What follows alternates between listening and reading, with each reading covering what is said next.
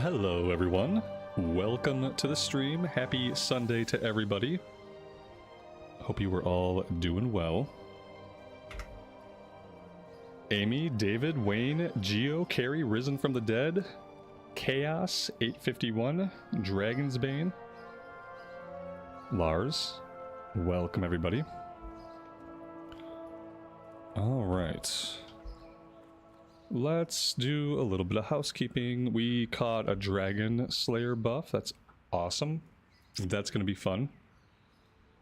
So let's try to do our housekeeping really fast. And I want to get into Stranglethorn, and I want to knock out some of the early Stranglethorn quests today.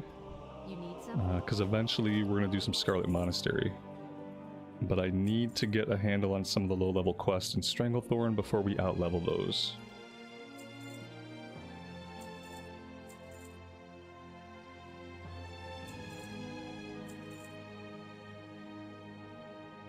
Alright, that looks good. How are we with poison stuff? Well, we are out of mats for instant poison. We need to get some more poison mats for today before I do anything else. We might also have some rogue abilities to train. So let's go do that really fast. With the Chiefs and the Lions out, no need to watch football. Yeah, kind of. Until the playoffs begin. Like, I'll watch the playoff games. But I don't really need to watch a lot of football until then. We still watch games here and there, but I don't need to take most of Sunday to watch them.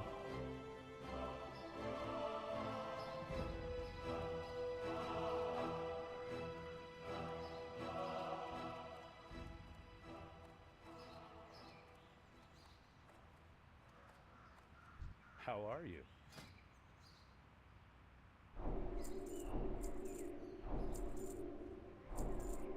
Safe travels.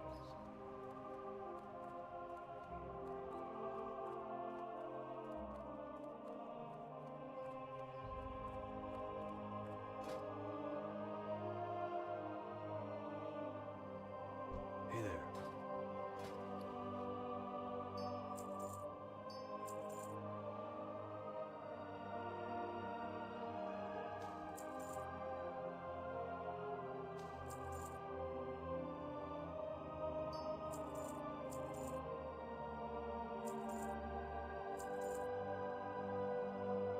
For the Alliance.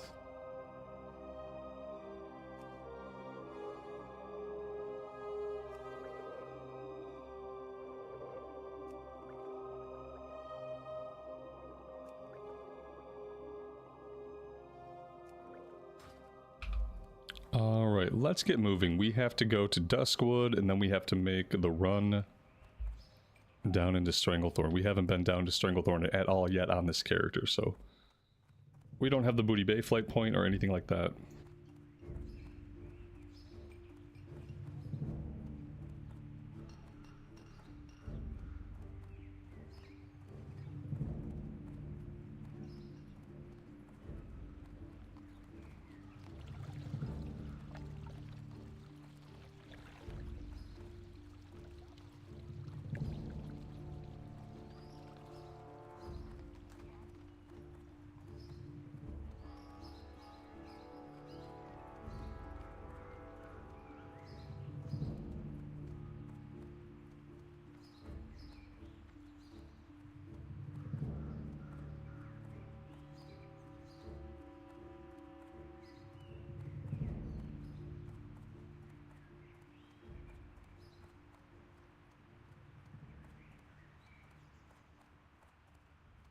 King's honor, friend. Be careful. I also cleaned up our quest log. So I did drop a bunch of stuff that I didn't plan to ever go back to, including most of our questing out of Duskwood. I feel like we gained quite a few levels doing dungeon runs. We're pretty far ahead of the leveling curve. So we don't really have a need to go back and do a bunch of green questing. At this point, we already have green questing waiting for us in Stranglethorn. So this quest log is going to be a lot easier to work with. We got a lot of stuff to turn in. I should have turned this one in. This is Stormwind Keep. This one goes to Ironforge. This is our Stranglethorn breadcrumb. And then this one takes us to the Badlands, which we're not going to be going to the Badlands for a while. But we'll hang on to it. A Theramore one, I'm going to drop this one. There we go. That looks good.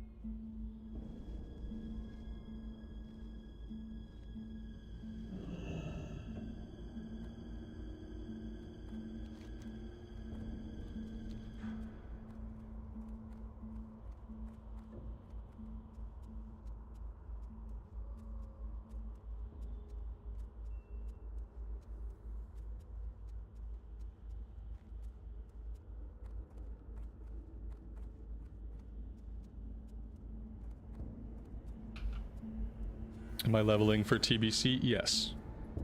This is going to be our main going into TBC, and so if you want to play Classic and you want to play TBC when it comes out, you want to play on the Anniversary realms. When you log into Classic Era and you're looking at the tabs, you'll see Classic Era realms, you'll see Hardcore. You want the Anniversary realms. And the Anniversary realms are going to be the ones that roll into TBC. And we have TBC pre-patch coming on January 13. And then we probably have a few weeks of pre-patch before the Dark Portal opens. Sometime later in the month. It's not SOD, it's not Season of Discovery. Season of Discovery was like an experimental temporary thing that ran its course. It was a lot of fun, and now SOD is over. Yeah, you want Anniversary realms.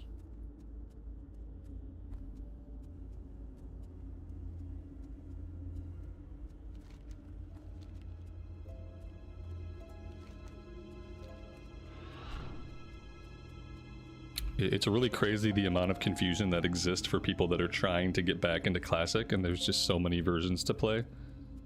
And there's nothing really clearly explaining what the different server types are. It's like if you don't know, you don't know. And you'd think that Blizzard would be interested in making it a little bit easier to understand. They could pop out like a... They could have like a 1.5 minute video that succinctly explains like all the ways to play Classic and how to access those things. It'd be like a 1.5 minute short. But it doesn't exist.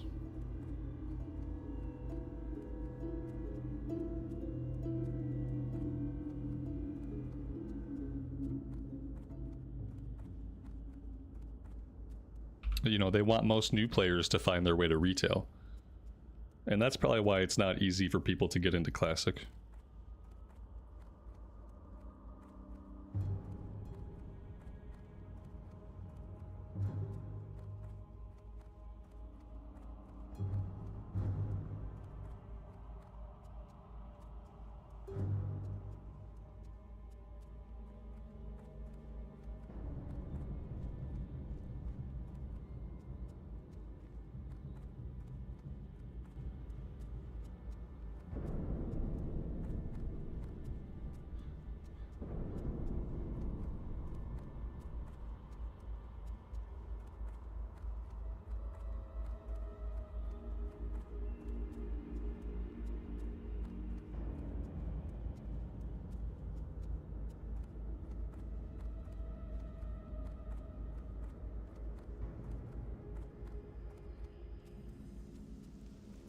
When Classic Plus exists and they find some way to monetize Classic Plus, then maybe we'll feel like they actually are supporting the game.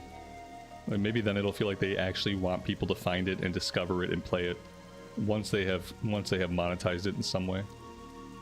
I think for Blizz that basically just means like a WoW token. If we ever want Blizzard to support Classic and make it so that new players can actually find and get into Classic, then we have to be okay with a WoW token. Because they have to be able to justify like how it's going to make money. And it's not going to make money without a WoW token or a storefront. Hey there. Alright, Second Rebellion. Bad Medicine. Let's see. These are still yellow, so that's okay. Krazik's Cookery is a breadcrumb down to Booty Bay. Let's grab that one. And then You need something?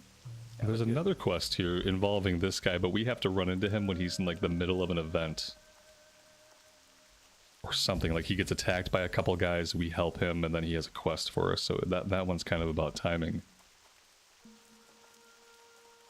Yeah, anniversary servers. Yep, those are the ones that are going to go into TBC.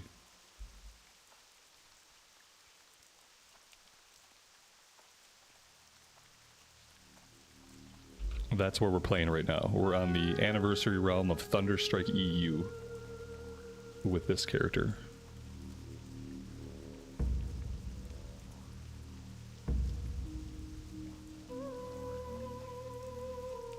Hope you have a good time. Enjoy.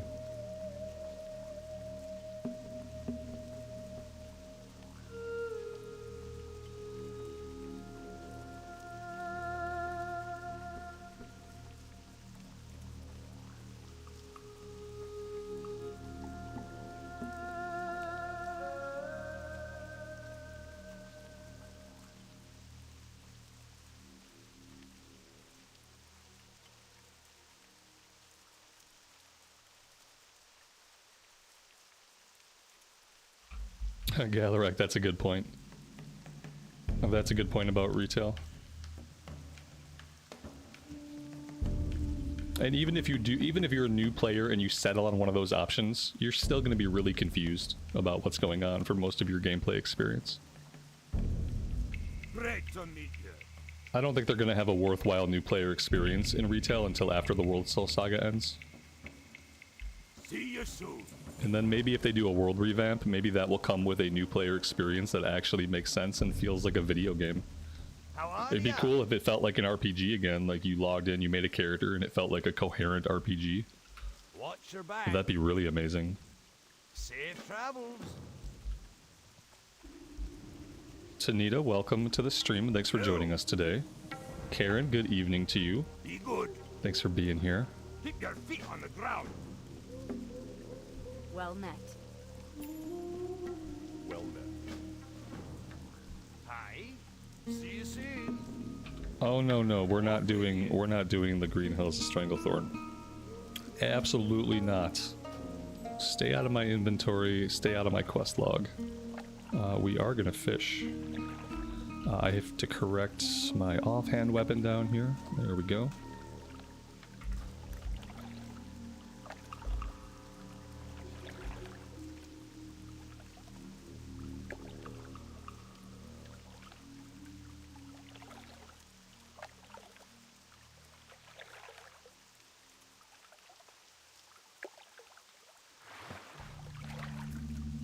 Oh no, my fish got away?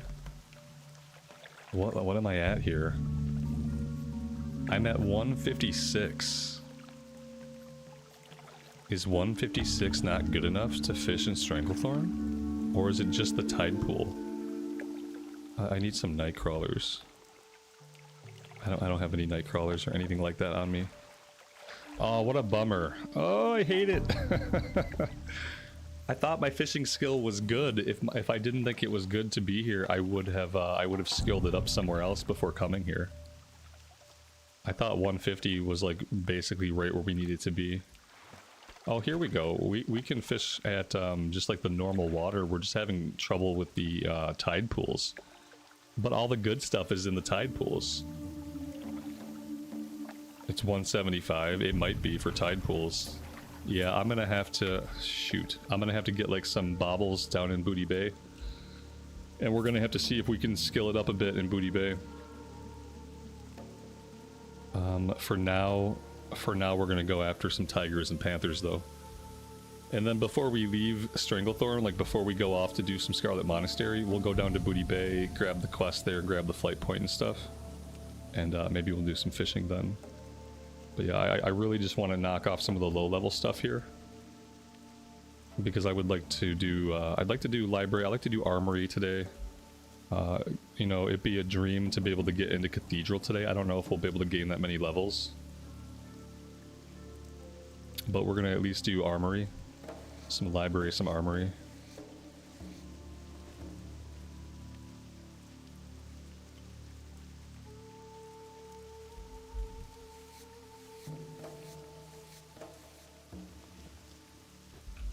It looks like our tigers are pretty well farmed out today.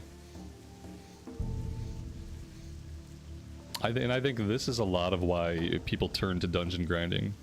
It's like, even if you want to go do the questing, if it's busy, which recently it's been busy every day, you know, you're going to have trouble finding mobs. It's going to slow you down.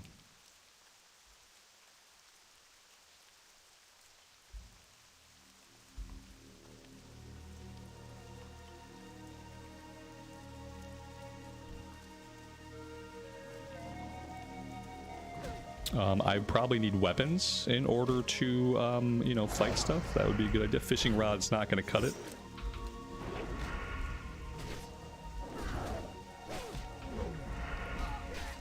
Oh yeah, the Knoll quest. Any of the Knoll quest in Red Ridge. If you're playing those quests during peak times, it's going to be impossible.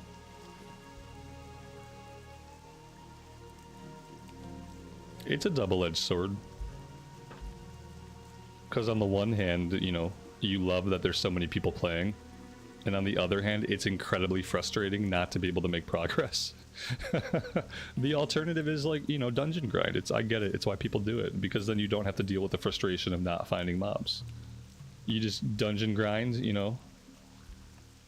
And you're getting a steady throughput of experience. And you're getting to push your buttons. You're getting to play the game. So yeah, today might be a Scarlet Monastery type of day.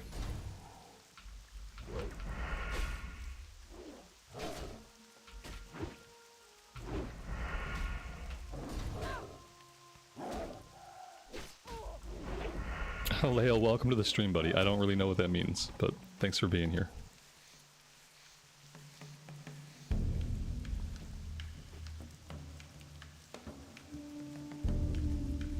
Oh, maybe you're at work.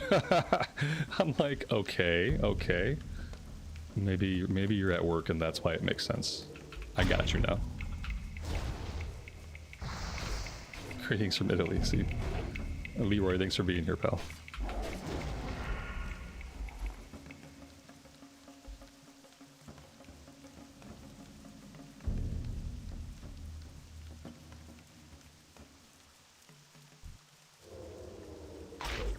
From the Amazon River. That's what I thought. I'm like the rainforest. Like, I'm such a dork.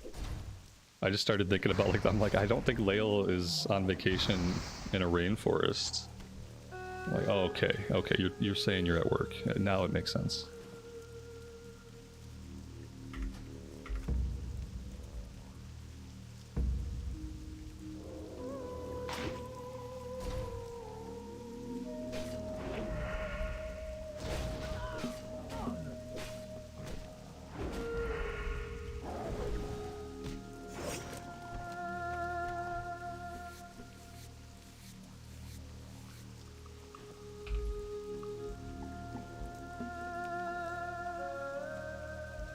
I can't believe it's raining in Stranglethorn today. This is exactly what it is doing outside my house. It's raining just like this. Today and tomorrow, it's going to be like 50 degrees for a high. And then after that, it's going to be like 20 degrees for a high for the rest of the winter. And up until today, every single surface has been coated with ice. We've had just like, even the trees, like every single branch and twig, every single surface for the last couple of days here in Michigan has been coated with ice. The power lines, the trees, the mirrors of your car. And now today it's going to be 50. And then in a couple days it's going to be 20. It's very, very bipolar type of weather, which just brings out like my own bipolar nature. So it's not great. Rain and frost, right? And last night was wild. It was like raining and icing, and it was windy, and there was hail. And the only thing I didn't hear last night while trying to sleep was thunder. I didn't hear any thunder. But it was, it's pretty wild. Not as bad as a lot of parts of the country. Like, I look at things happening in other parts of the country, and it's like natural disasters. And then I feel blessed to be surrounded by the Great Lakes and to be kind of sheltered where I'm at, but it's been a wild winter so far.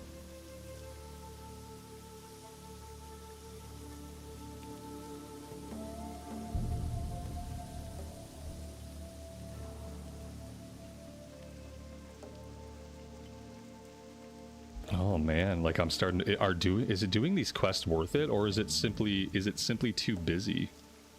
I'm gonna finish at least these 2 green quests, and then we're gonna strongly consider whether or not we want to just go to Booty Bay and then start doing some dungeons, because I really want to make some progress on this character. My son has 7 more days of winter break. So for 7 more days, I can stream probably every day. But after he goes back, I'm not going to be streaming every day, because I can't swing that with his school schedule, with how much driving we do. There will be days once he's back that I can stream, but I want to make as much progress on this character now during break. So I kind of don't want to just be running around doing nothing. Usually I'm fine with that, but I'm feeling the itch to get some levels.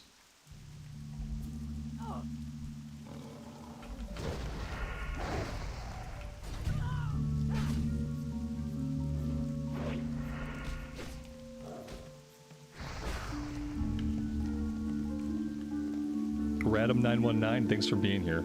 I appreciate that. Thanks for hanging out with us today. Gransfer, good morning to you and welcome to the stream. Dave, thanks for joining us. Hope you're doing well.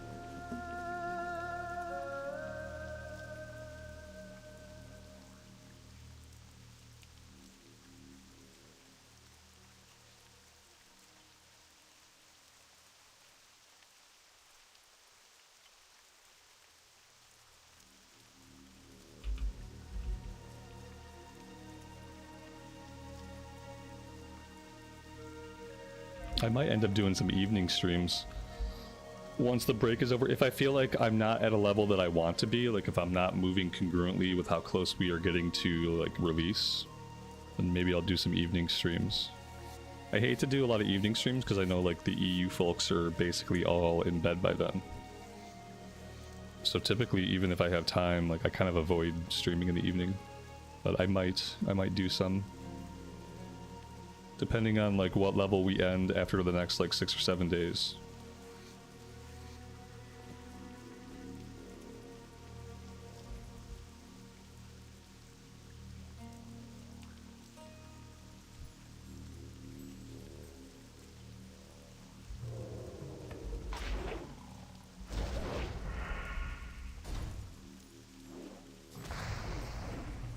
Parkow, good evening to you. Welcome to the stream.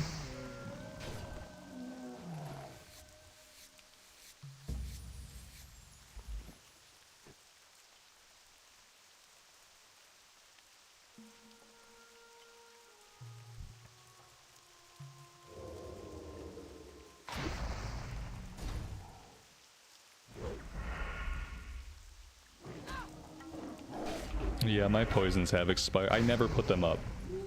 I never put them up because, you know, like, we have the Dragon Slayer buff. My weapons are so good. They have... I just, like... I don't like wasting my poisons just because I've run into a couple of situations where I didn't have any poisons. Like, or I was out in the field, I didn't have supplies, and so now I'm a little bit more choosy about when I apply them, if that makes sense. Just because, you know, I'm fighting weak stuff and we're already so strong. Like, I'm way overpowered because I have the best weapons, and I have these fiery enchants, and yeah, it's already crazy DPS. I'm gonna save all my poison mats for when we're spamming dungeons, you know.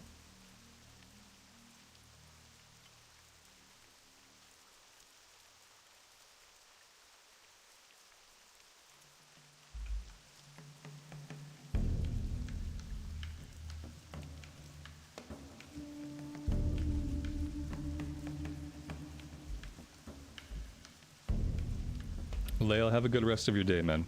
Take care. We'll catch you next time. What can I do for you? See you around. Have a good one.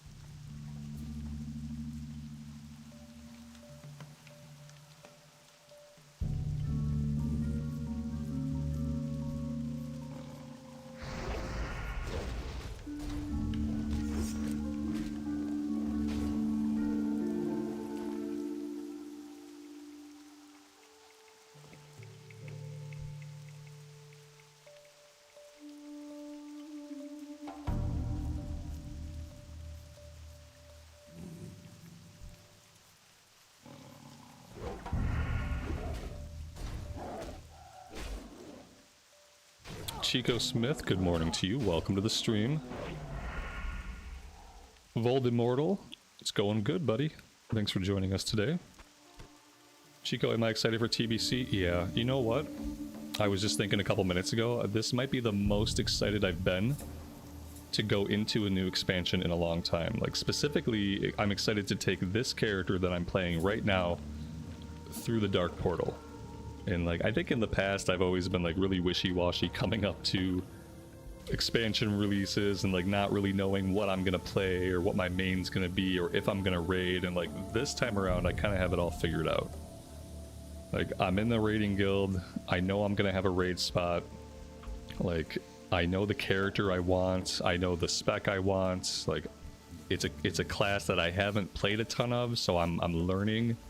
It's very exciting, and I think this is the most excited I've been to go into a new expansion, just because of how prepared I feel and how I feel like mentally everything is kind of in place.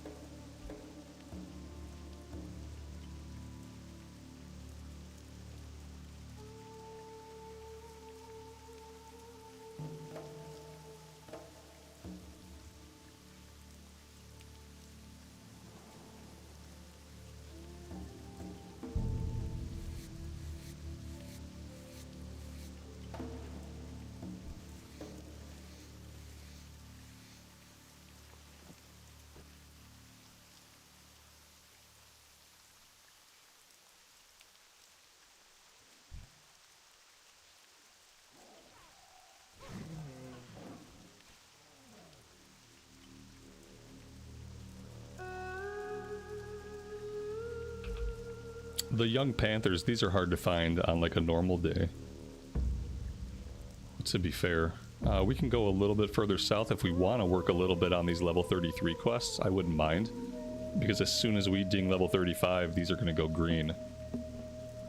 So we could kind of delve into those a little bit, just to keep our kill rate going.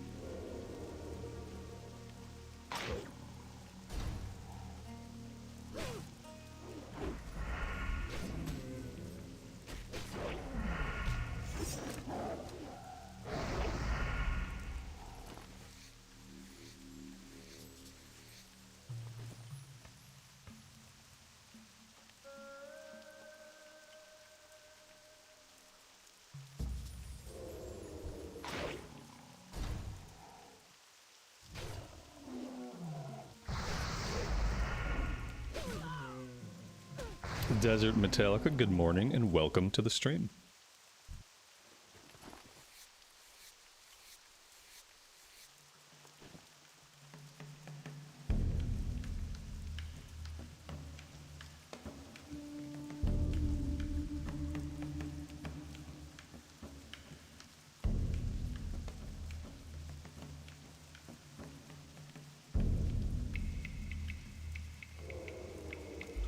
If we want to fight these guys, I think I will apply some poisons. Mainly, I want to make sure I have crippling poison up for the runners.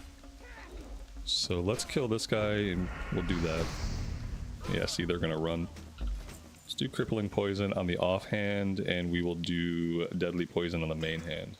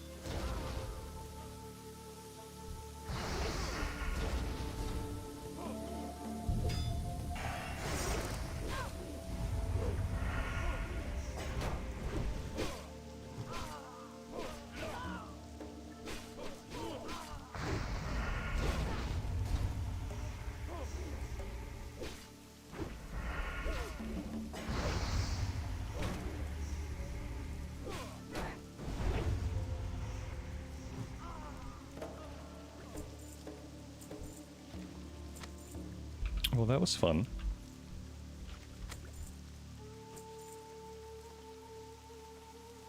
Could probably do some buff food while we're at it. I'm gonna hang on to my elixirs. I need to remember to get another pile of elixirs next time we're near an auction house.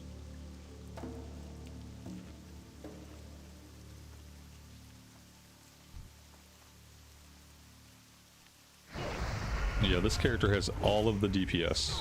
Every single DPS that could ever DPS, we have it. And it's very fun. But we're not just a DPS, we have so much utility. That's what's truly special about the rogue, is like we could put out an insane amount of melee DPS, even though we're primarily single target, but also we have so much utility.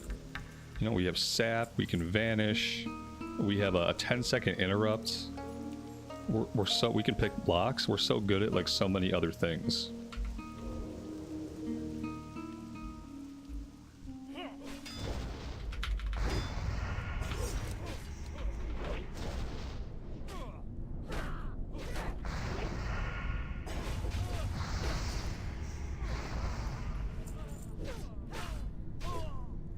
Yeah, we have distract. I have to get better at thinking about distract.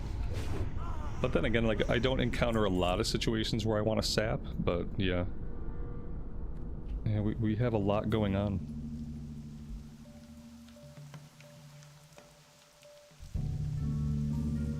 I never thought I would become a rogue main, but here I am. Like, I think I'm a rogue main now. First, foremost, and maybe forever.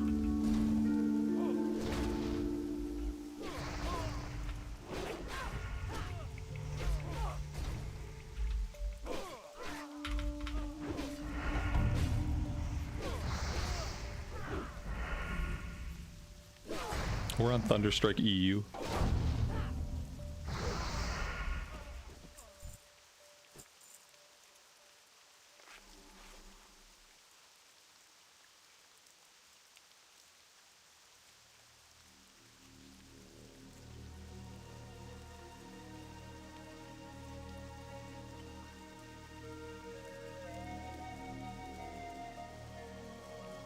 Yeah, but that's not the kind of rogue that I roleplay. I talked about it before. I kind of had to construct a different class fantasy for the rogue. So my rogue is an SI7 operative. Like, we do things all above board. We do things for the correct reasons. And for the most part, unless the orders suck, we follow orders. And that's the kind of rogue that I roleplay. That's why I'm combat swords. Because I kind of see this rogue as like an SI7 operative. a junior operative, you know, kind of trying to use their skills to do good. And that's what really made me like able to fall in love with playing the class. A dwarven James Bond, yes. A dwarven Jeanette Bond, I guess.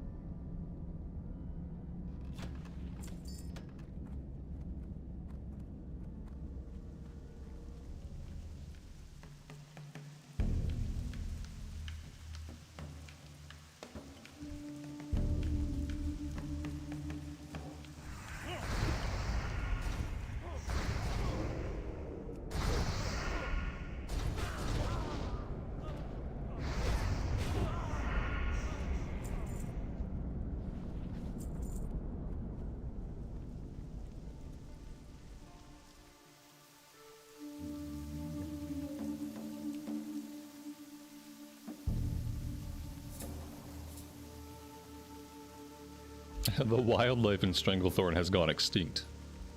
This is true. I don't want a group. I don't want a group because I am not doing a dungeon yet.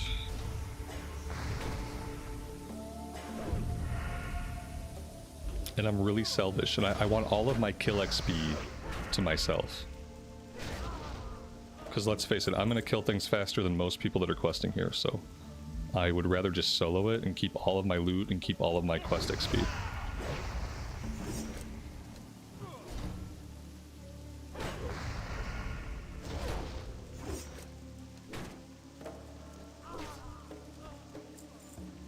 Well, we got the kill quest done. Now we need to find the guys that drop the jungle remedy.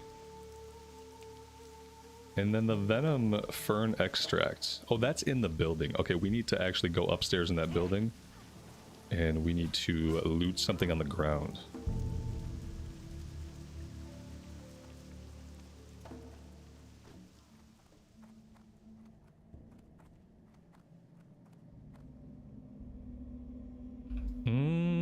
Or so I thought. Maybe we're waiting on a respawn. Nope, this is not the right room. What am I looking at? Is it in the building next door? It must be. Oh, you know what? I'm so dumb. Just hover over it, Robert. It's right there in front of you. I found it, guys. Don't worry.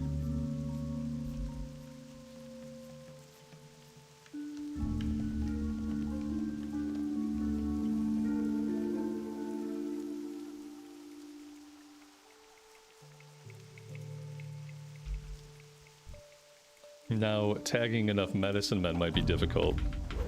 However, whatever that guy did to try to pull this guy did not work, so... Oh yeah, it's not even 100% drop rate either, is it? Okay, so... I mean, we can try to stick it out and do this one, or we could refocus back on the young panthers for now. And then maybe come back and check this area in a little bit. Let's hang out for a minute, and we'll just see what the respawns are like. Can the medicine men heal themselves? They absolutely can. Luckily, we have a nice 10-second cooldown. We should be able to use that in every pull that we do.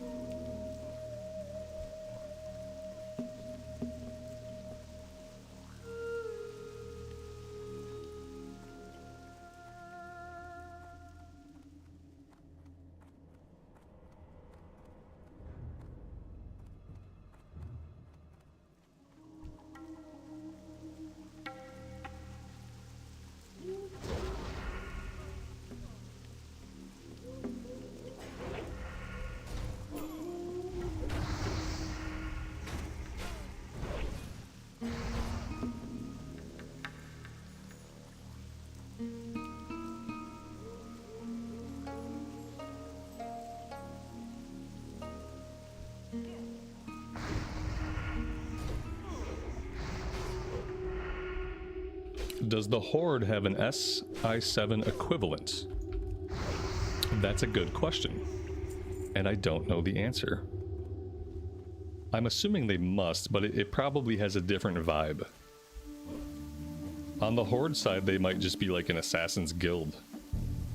A literal guild of mercenary assassins. I'm not sure.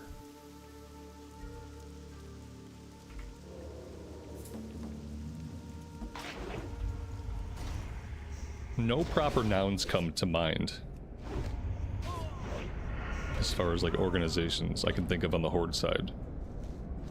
Besides like, you know, things that are not Horde specific, like Cenarian Circle, the Earth Wardens, and stuff like that.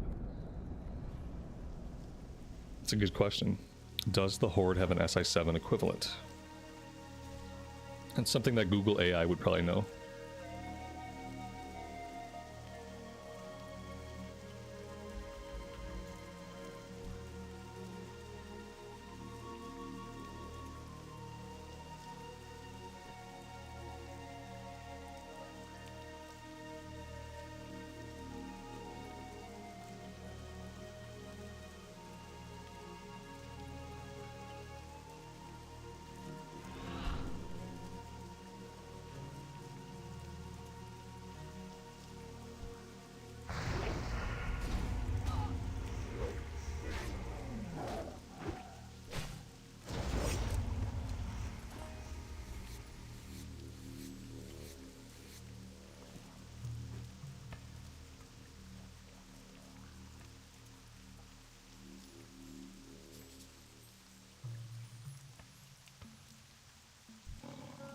The Shattered Hand was the Horde assassination group. Okay.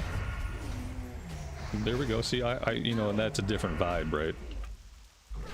That is a different vibe.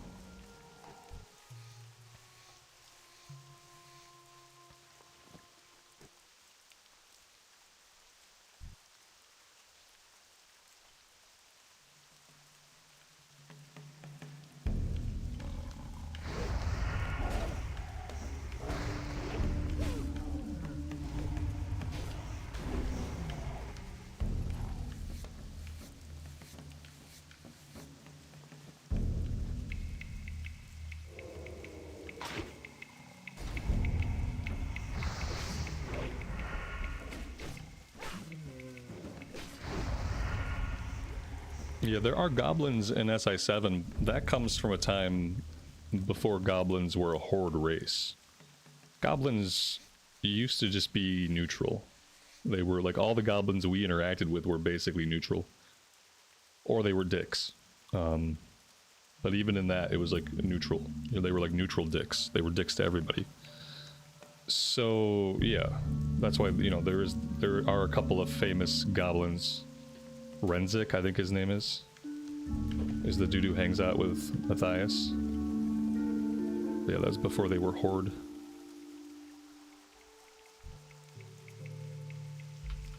Well, I guess, like, you know, maybe factions of them, maybe factions of goblins have always been neutral and some have always aligned themselves. That's why all the undead are sleazebag gankers. Yeah, undead rogue is a tough one unless you're really leaning into that type of fantasy. Absolutely. And I think the idea of undead rogue, for some reason, just like leaves a sour taste in people's mouths for the rogue class. And I think I was that person as well until very recently. Like, just had this subconscious stereotyping in my mind because of the stereotype of like an undead rogue ganking you somewhere, you know. And when I had stream snipers, when we were trying to do the white main run on the pally, like, I did have, remember Chicago was an undead rogue that would gank me like just incessantly, you know, to the point where we had to transfer to the PvE realm. I realized, like, you can't stream and play PvP. So I guess I had that like unsavory taste left over. Like, F all rogues. It's kind of how I felt for a long time after that.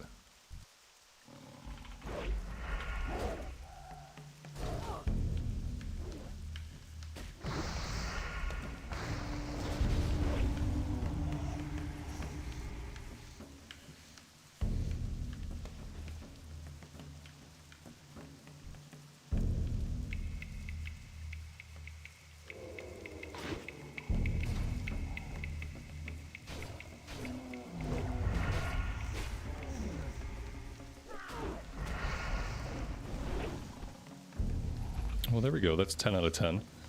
Let's go back and take a look at the medicine men. We still only have one jungle remedy.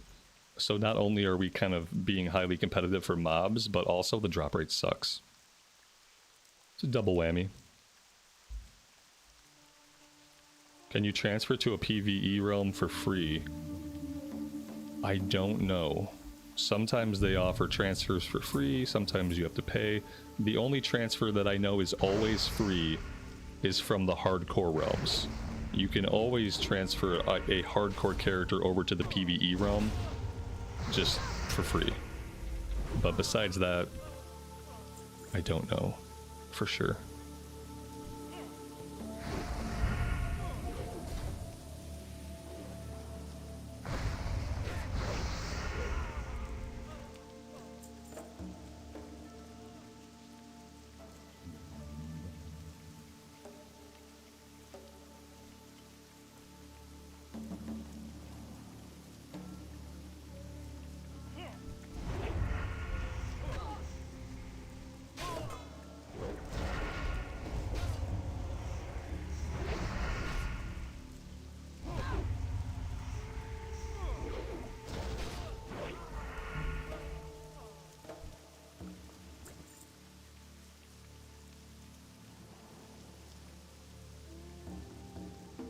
Can I explain the difference between Classic Turtle WoW and Mop Classic? Well, Turtle WoW is a private server, and Mop Classic is an official server set in the Mist of Pandaria era of the game. Yep, I think that covers it.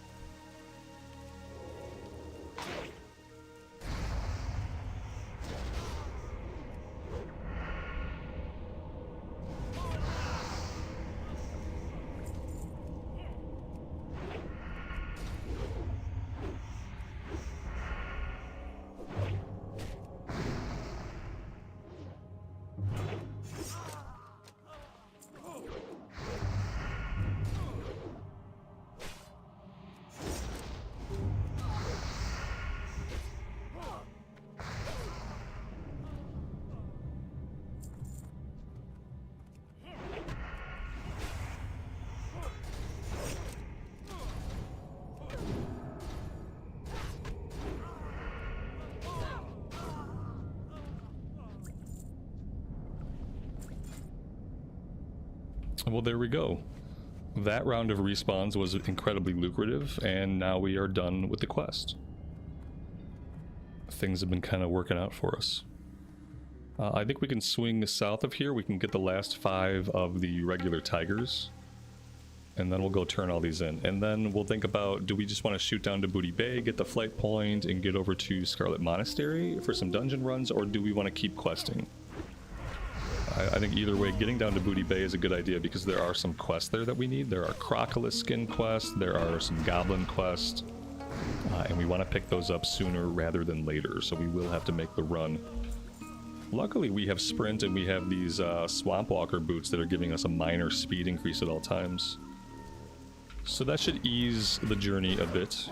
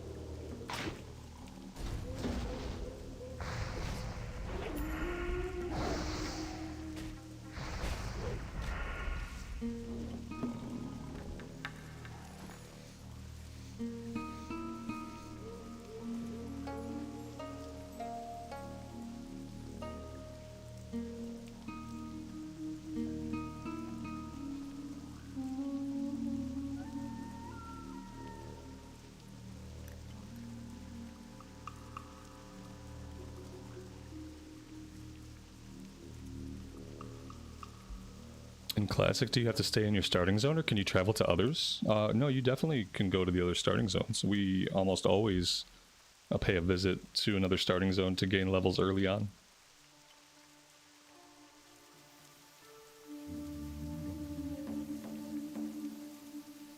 Like, you know, you do some you can do Elwyn Forest, you can go over to the dwarf area. You can go all the way into like their starting area if you want to, but usually that's not really worth it. You know, like you can take a dwarf into Northshire Abbey. You can take a human into the Cold Ridge Valley. But typically it's not really worth it unless you just like really want to do those quests. And then like what is worth it is going to like the greater area, like taking a dwarf to Elwyn Forest and doing stuff there, or taking a human to Dunmorrow and doing stuff there. Like that is useful and typically what we do. And then like that gets less important by Burning Crusade because of the changes to leveling progression. CNET, welcome to the stream, buddy. Do I want to do some Scarlet Monastery? Absolutely. I gotta finish up a couple of things, turn these quests in, and then I'll be ready to head back that way. I have my Hearthstone set in South Shore, so once I get the Booty Bay flight point and tidy things up down there, I'll be ready to Hearth. And then, yeah, that's the plan. I gotta kill one more tiger, and then we're going back to turn some stuff in.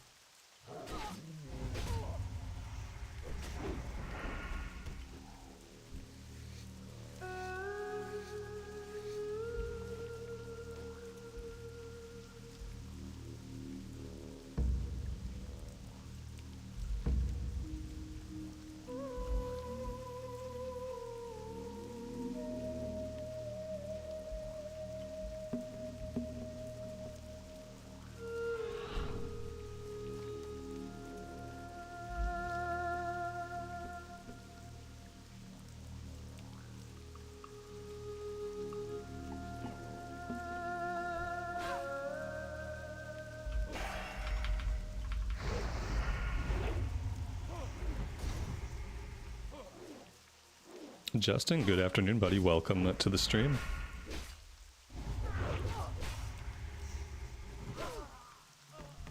Dave, take care. We'll see you next time.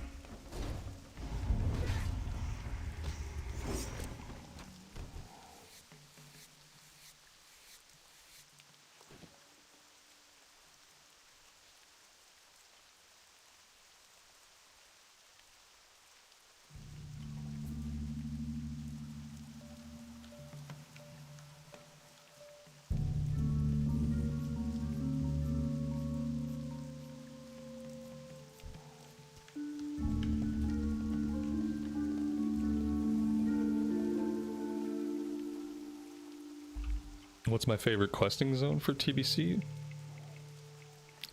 Probably Eversong Woods.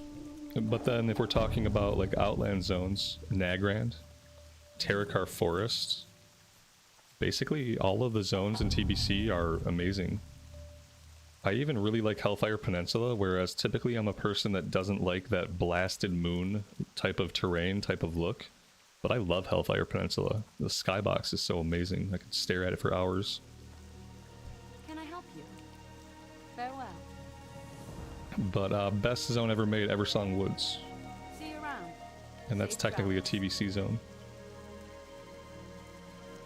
Be careful. Was that a neck upgrade? Let me see. Let me see. You know what? No, I have 5 agility on mine. Mine has 5 agility and 4 stam. Speaking of that, we need to probably empty our inventory a bit here.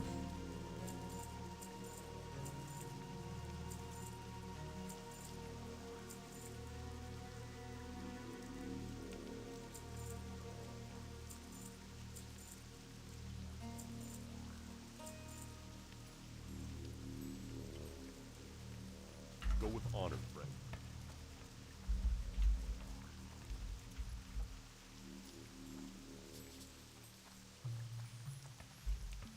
All right, we're gonna hit up the hunting camp to turn stuff in, and then we're gonna make the run down to Booty Bay. So we are in for a bit of travel. Sphinx, welcome to the stream. Thanks for joining us. I've gotta like figure out how to fix my posture today. Oh my god.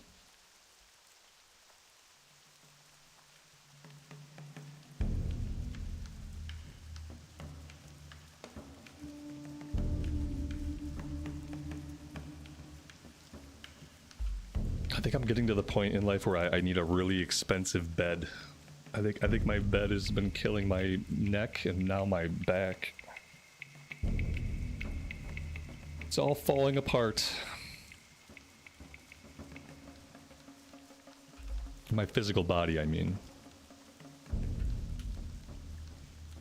Entropy and all of that. Maybe I just need a better chair. I've been using this chair for 6 years. It's a very basic chair. And maybe I just need a better chair.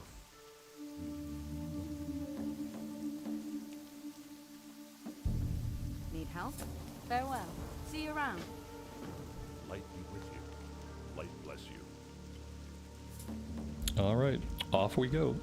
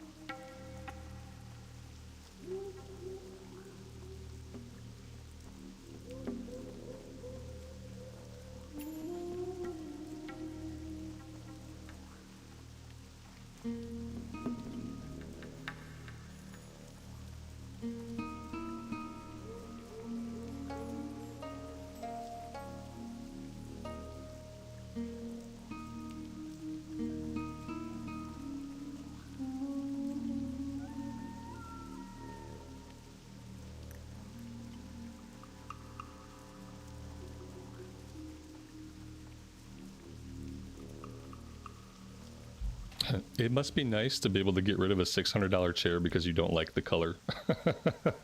That's all I'll say. That's yeah, that's a different life.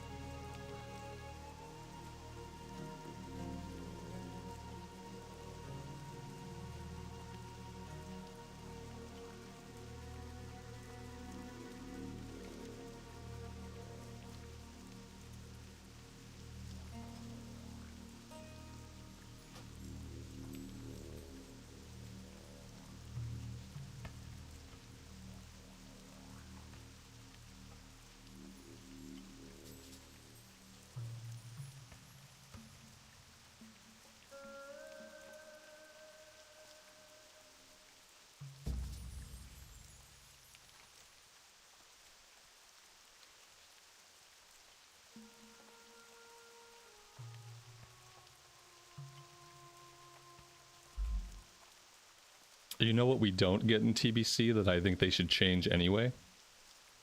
We don't get a flight point for Alliance in the northern part of Stranglethorn. And I feel like they need to go ahead and fix that.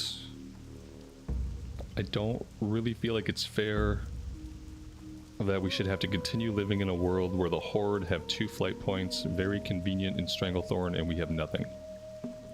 I also want the Alliance flight point at the Bulwark that we talked about yesterday, so that Alliance players can more easily get to Scarlet Monastery. Make it happen, Blizz. Make it happen.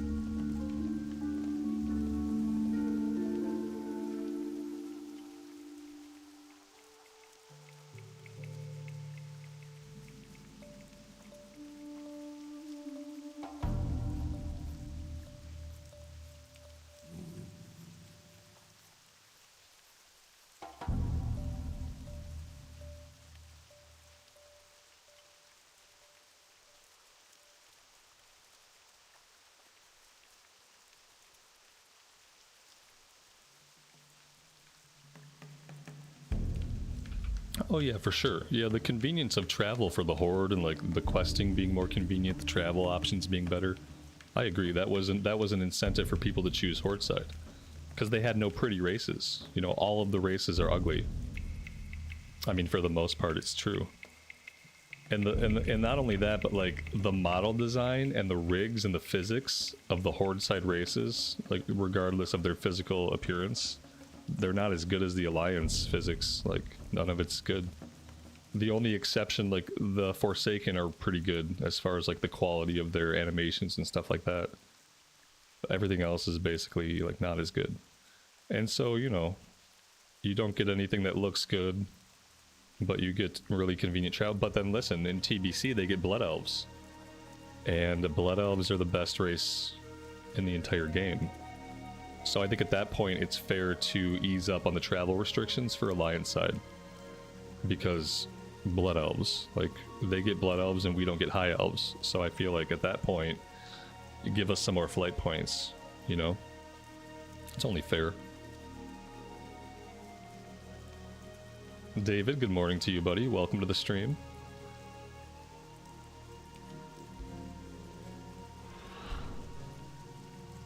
Doesn't the Rebel camp have a flight point? No. Not until Wrath of the Lich King. I'm pretty sure by Wrath of the Lich King it gets a flight point, but you know what? It might not have been until Cataclysm. Possibly not as long, not until the Cataclysm revamp. But no, there's no flight point. The closest flight point to Northern Stranglethorn is Duskwood, which is not close. It wasn't until Cata. Yeah, see, there you go. It's not until Cata. I thought, for some reason, I thought maybe they put one in Wrath.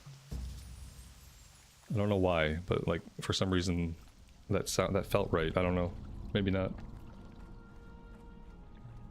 Either way, not in vanilla and not in TBC for sure.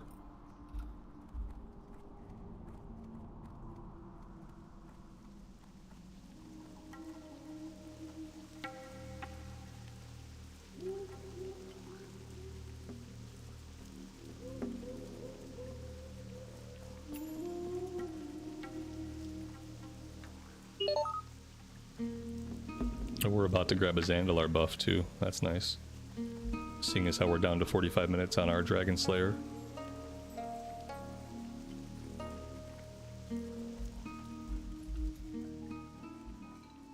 Time is money, friend. I am gonna grab some of the questing here while I'm thinking about it before we take off or grab the flight point or do anything else. There's a couple of low-level quests that I want to make sure that we have. Mainly I'm looking for the crocodile skin quest, which I think is way over here. Yeah, here we go. Hey, how you doing? That one's level 31, so that's kind of a lower level one. We might even miss out on the first one as far as the XP goes. All right, let's grab. Okay, very nice. Obnoxious sound effects. Let's grab the flight point, and then I think we can hearth out of here for now. What's on your mind? All right, we've secured the flight point. We have a turn in. I didn't see the guy, but he's inside the inn, it looks like. Let's go turn that one in. It was definitely a ripped off sound effect. Yep. Glad I could help. I hope it wasn't longer than 3 seconds. Hurry back. It's part of the add-on. I did not mute it. There was an option to turn that stuff off, and I probably need to. Keep it real. Hurry back. Keep it real. Talk to me. Glad I could help. Okay. I think that is good. No, it's not. Yo, hurry back. Glad Okay. I could help. Alright, I think now we're good. What does the Zandalar buff do? We will take a look at that. Well met, traveler. There's opportunity to be had here if you're clever enough. Increases movement speed by 10% and all stats by 15% for 2 hours. So it's pretty good. I don't think it's as good for us as the Dragon Slayer buff. I think Dragon Slayer is a bit better, but we're gonna have a couple minutes of having overlapped world buffs, so we're about to be really OP for like a very short period of time. Before I do, hey CNET, are you around, man? If you want to invite me to a group, I just need to go refill my coffee and bio before we really dig into things here. I need like a 5-minute break before we get going, but I'm in South Shore, so like I'm fairly close as far as these things go.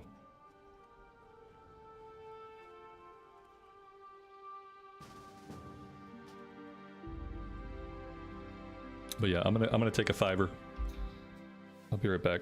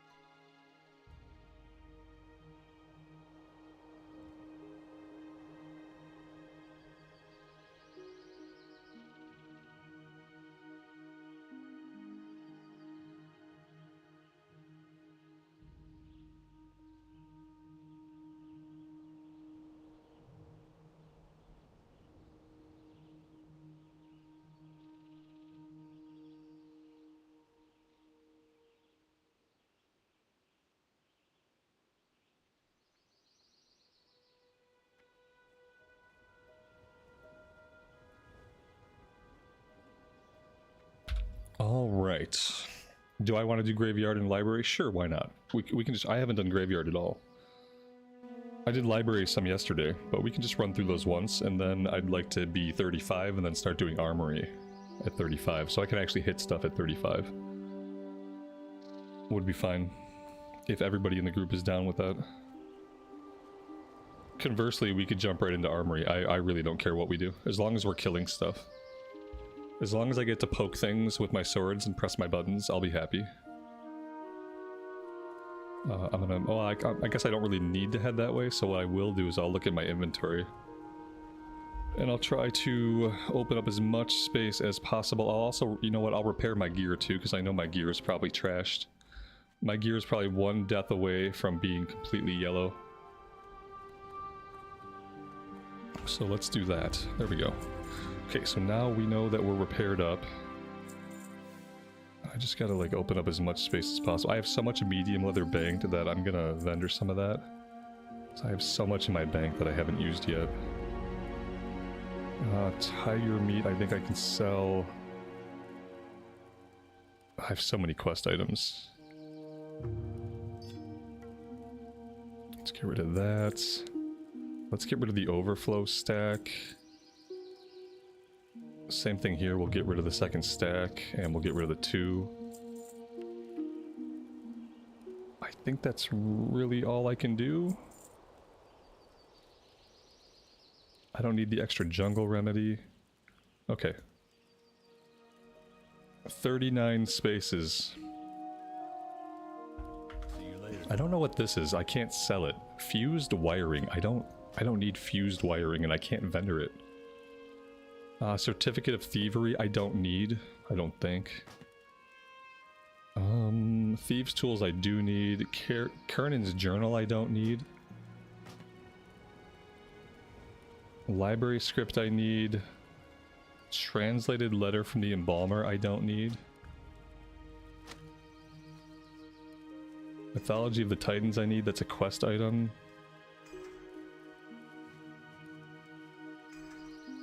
Alright, yeah, that's good.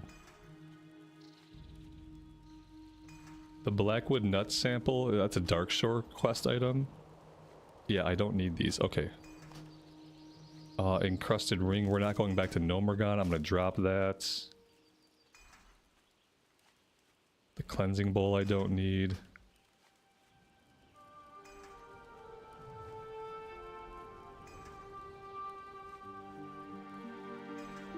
Okay, yeah, I think that's good. That was a lot of quest items actually that I had that I did not need anymore, that I probably would have held on to until we walked through the Dark Portal. And then like going through the Dark Portal is always this cleansing moment where you know for sure you can basically drop all of your quests and you can get rid of all of your quest items and just go through the Dark Portal with like completely empty bags. It always feels good.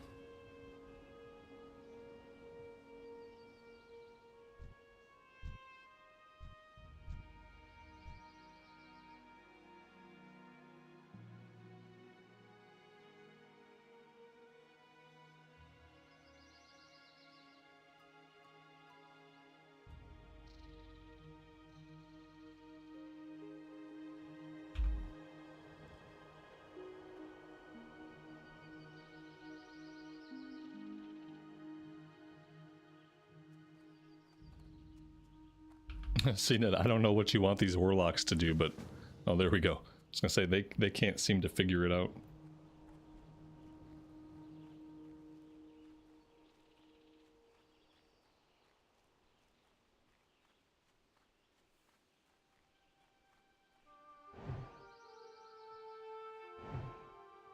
Oh man, I got snowballed.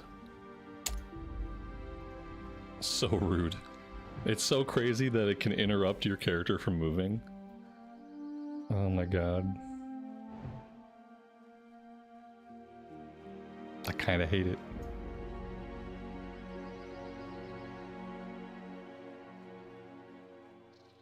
Like, you can stop people from mining, like if you were competing for a mining node. That's what CNET's gonna do in Outland. He's gonna hit people with snowballs before they can steal his fell iron. I know it.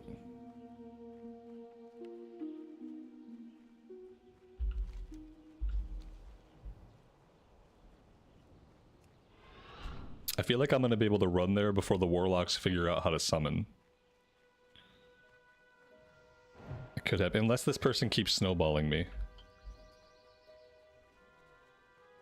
The knockback maybe, yeah, the knockback isn't happening, but I'm getting knocked down. It's still stopping me from moving, and if it's stopping me from moving, I think it would stop somebody if they were mining a node. Because it literally knocks me down and stops my run. So it's still very much affecting me. And I feel like it would definitely still stop somebody from getting to a node or from mining a node. Yeah, if it knocks me completely down, I can't imagine it would let you mine through it. Or gather through it, for that matter.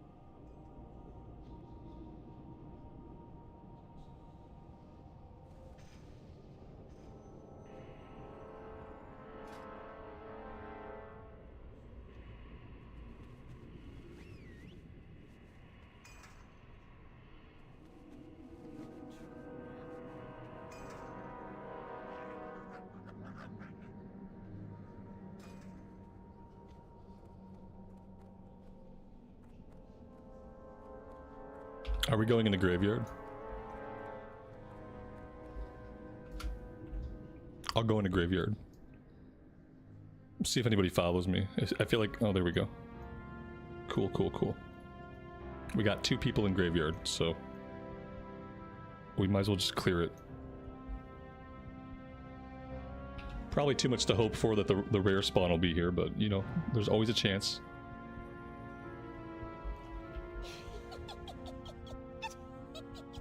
If this person snowballs me while we're fighting CNET, I'm gonna kick them out of the guild.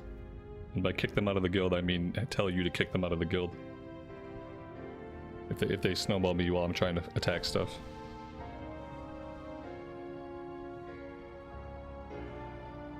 Yep. So, fair warning.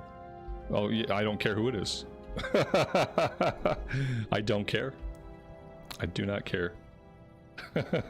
If I get knocked down mid-attack, that's it. We're done.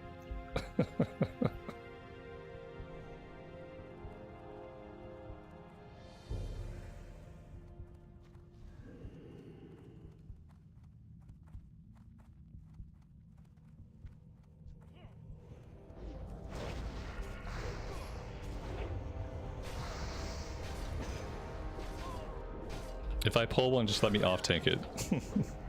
I'm developing my off-tanking skills. This is important to me, damn it.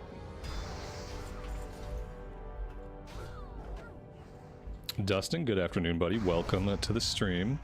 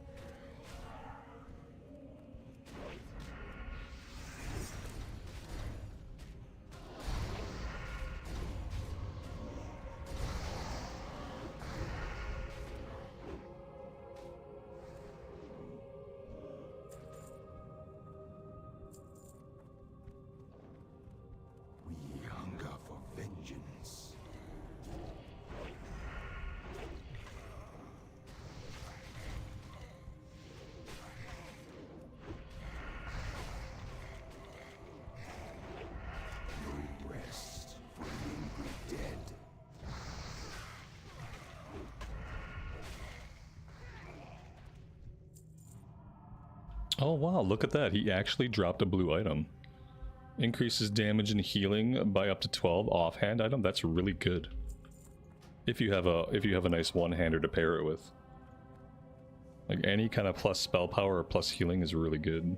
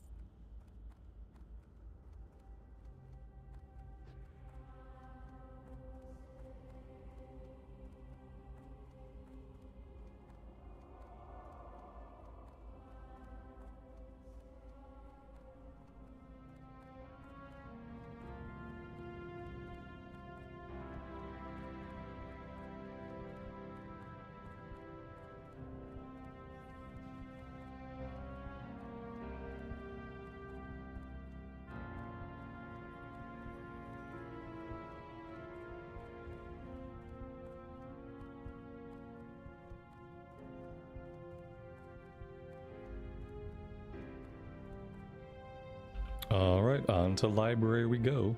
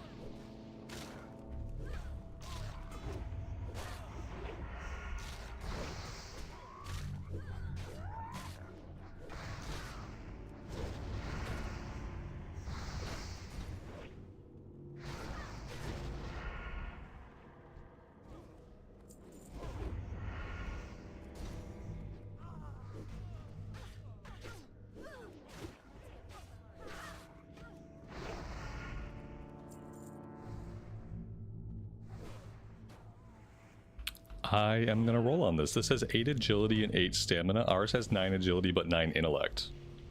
And we absolutely don't need the intellect, and I could really use the stamina. So I'm gonna roll need.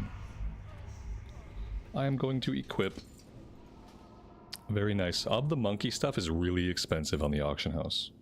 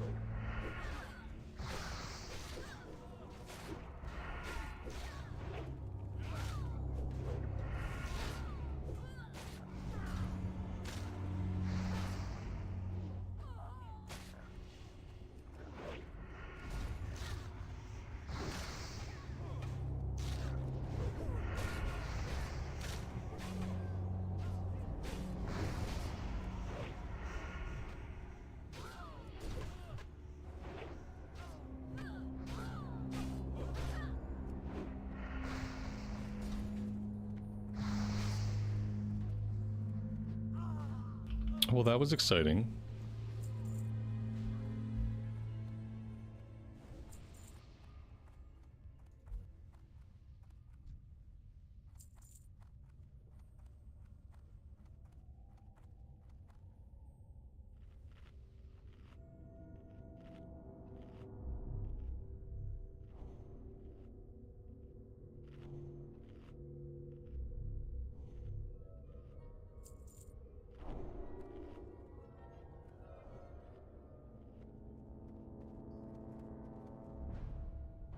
Release the hounds!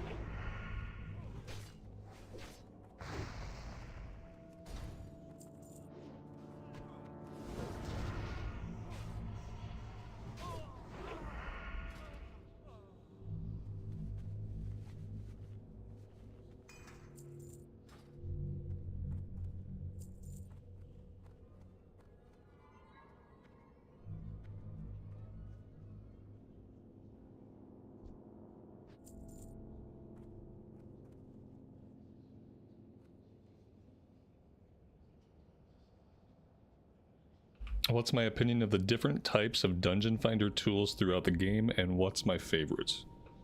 I think the dungeon tool that works best for players is one that automatically groups you up.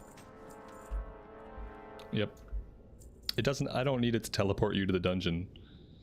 If it does, that's a bonus, but I do think an automated group finder is the best because it allows people to play specs that are not always part of the meta.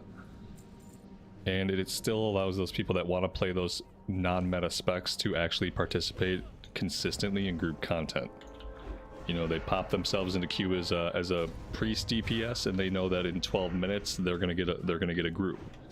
Whereas if you're relying on people to form their own groups, a lot of times, unless you're going to put your own group together, you can sit in the queue for hours, and if you're not an ideal spec, you might not get an invite.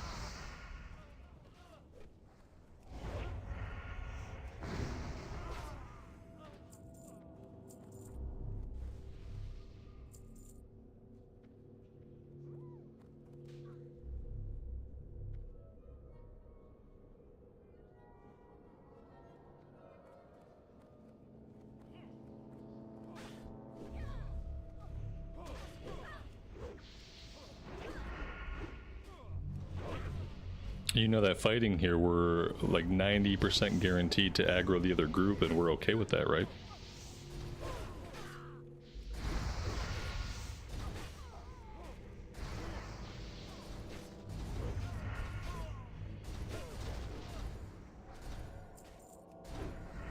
Well, maybe we won't. Very lucky.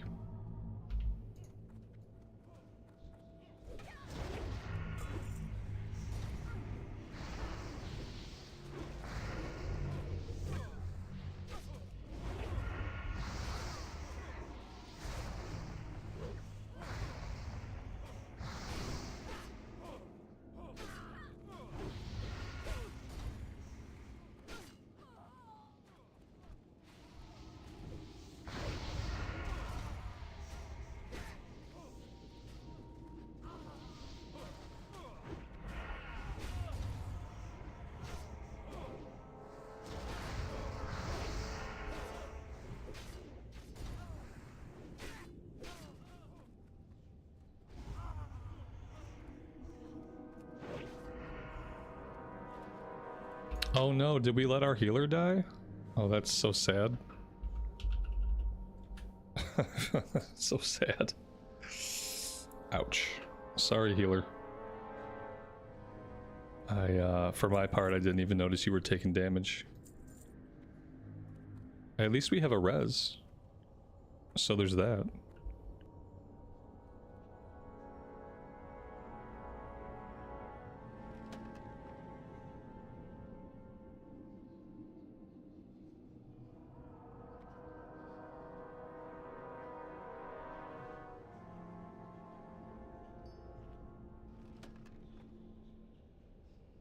Yeah, yesterday somebody used a pair of jumper cables in a dungeon. That was cool. Swift Thistle. I think that's for the tea that I'm supposed to be making that I have not made yet. Pretty sure that's... I don't even know, like, how I go about making the tea. Or if you need to be an alchemist to do it. I have no idea. Maybe it's a cooking recipe?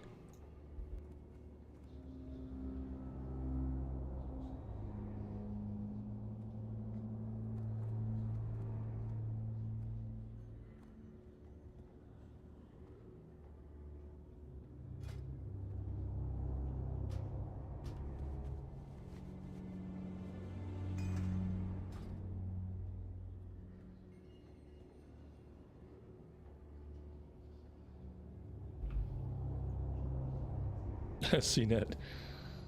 You don't got water, bro? Oh, painful. Yeah. Maybe one of the warlocks has water. A lot of times warlocks just use their HP as mana. Then they make the healer worry about healing them back up.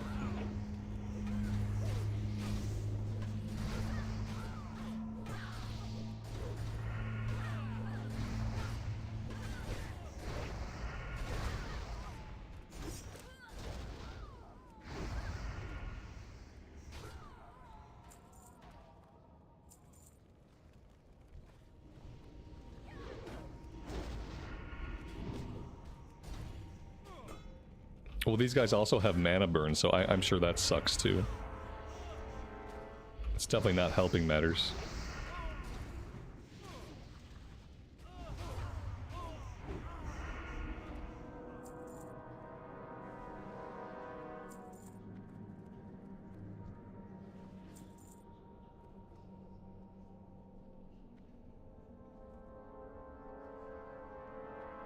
I'm trying to interrupt it whenever I see it.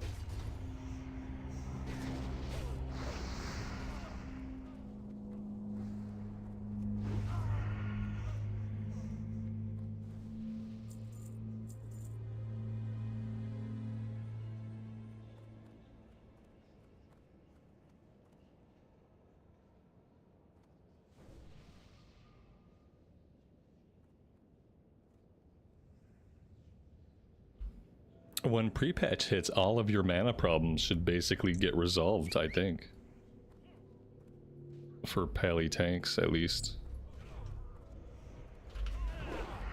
I think a lot of classes kind of stop having mana issues. Especially while leveling up, once TBC is in effect.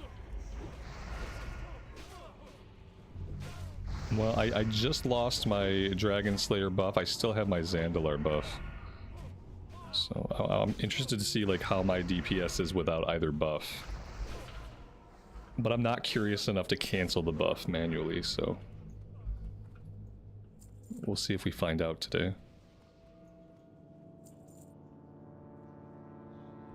They get Avenger Shield too. Oh, Avenger Shield's gonna be humongous. And fun.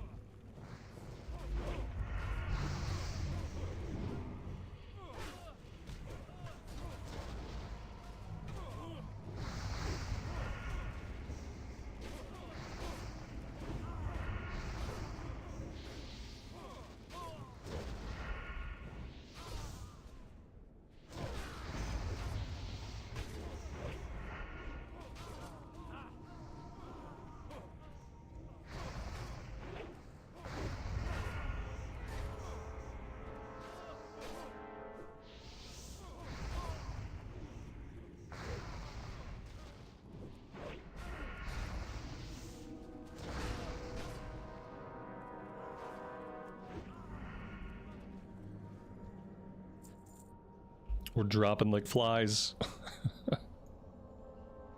Your Dragonsbane, your Hellfire AoE pulls a lot of aggro, yes. But not enough to get you killed, just enough to get the other Warlock killed.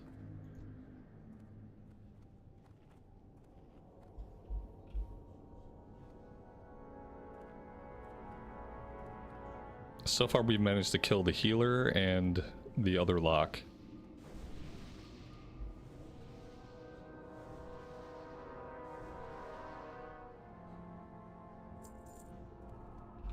Some incoming repair bills.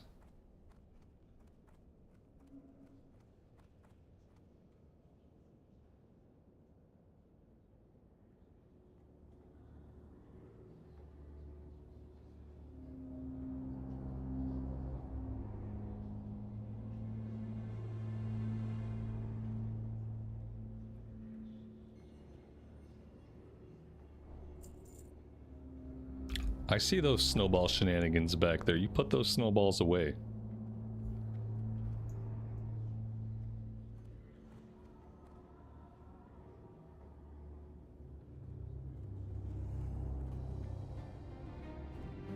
You will not defile these mysteries.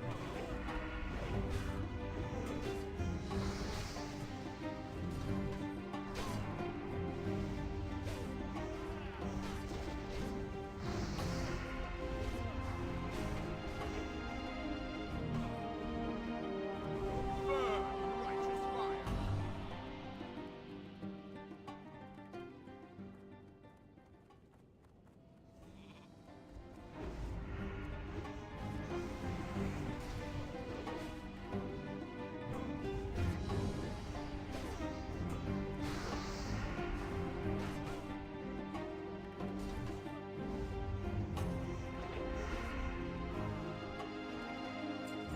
There we go.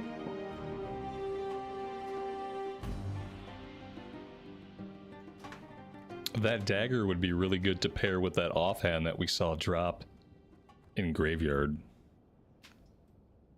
It's like the perfect combination. Clearly intentional.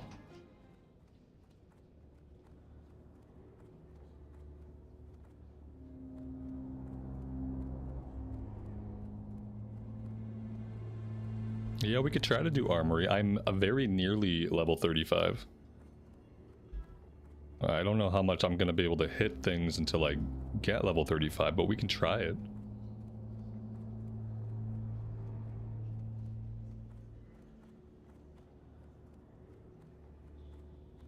We can do armory if we use CC. I bet we can do it without CC.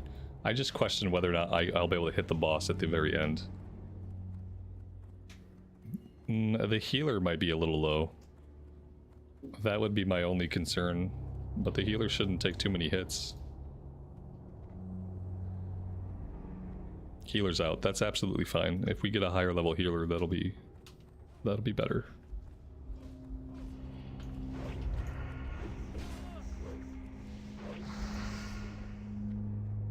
Yeah, Herod's level 40. Yep. That's what I thought. If we get level 35, then I'll be able to hit him a little bit. Which I should get 35 before we get to him. As long as I do that, I should be able to hit him enough of the time to help out. I may or may not take top DPS on him, but I should be able to hit him.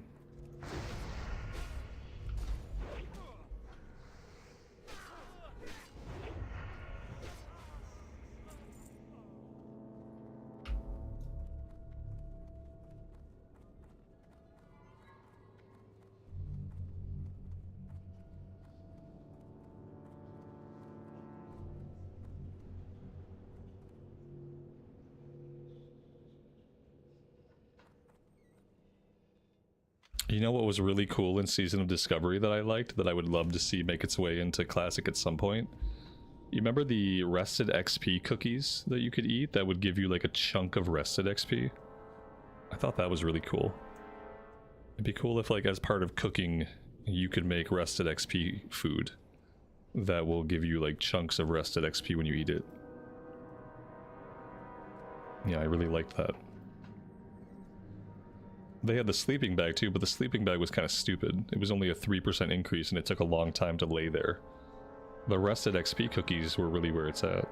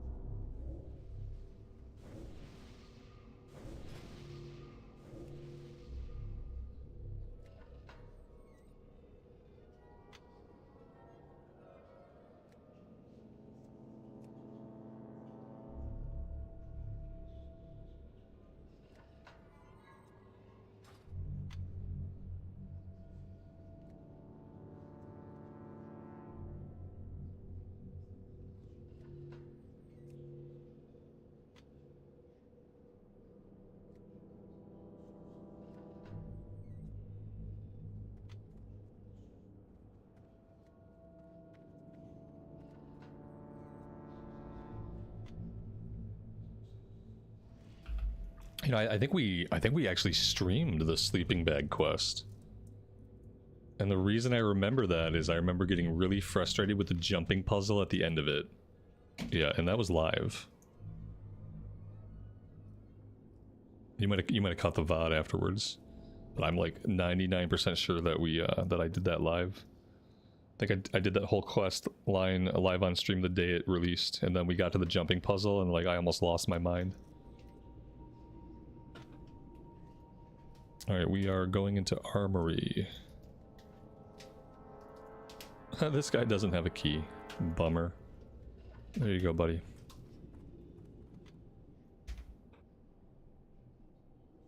Don't touch what you can't afford.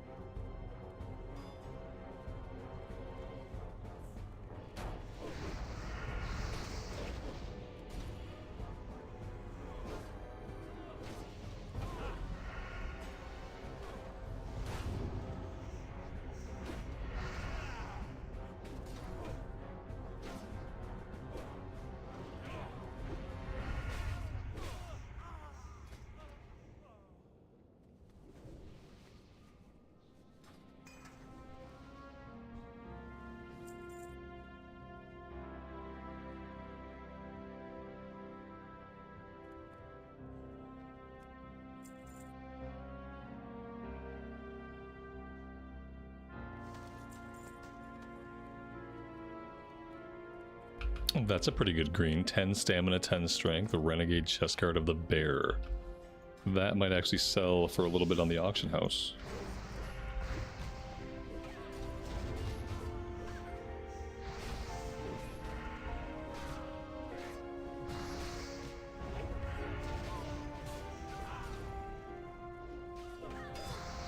Yeah, a rogue with experience tanking is a little bit smarter than, you know, your average rogue. It's the one thing I have going for me as a melee DPS is I'm just like a little bit less likely to do something really stupid because I have tanking experience.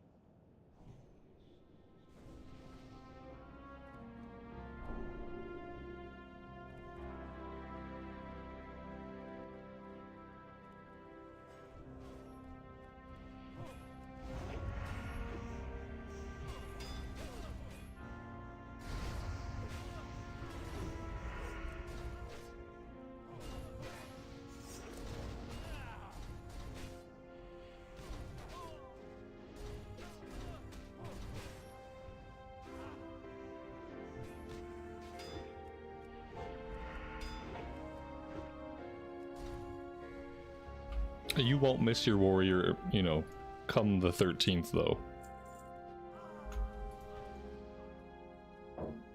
You won't miss it. I mean, maybe you'll miss parts of it, but in my opinion, the Pally Tank's more fun.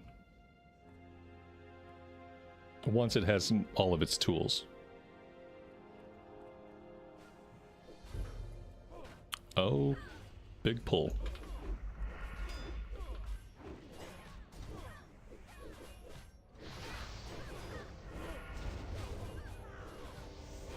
We're gonna get more ads unless we shift.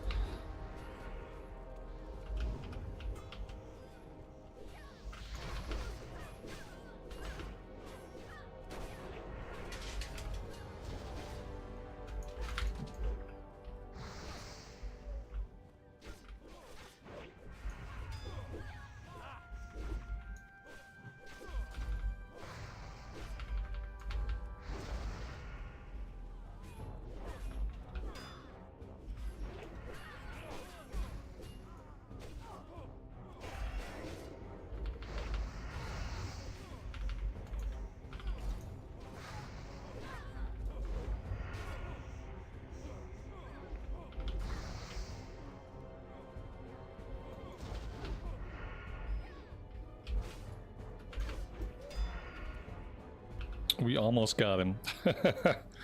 I wanted to kill that one guy. We were so close. We were close. Did you sacrifice to protect the healer? Oh, that's awesome. I didn't realize with that. I thought they were about to go kill the healer. I thought somehow they had miraculously avoided damage up to that point. That's really cool. Oh, that's a useful spell that I would not have thought of. Very nice.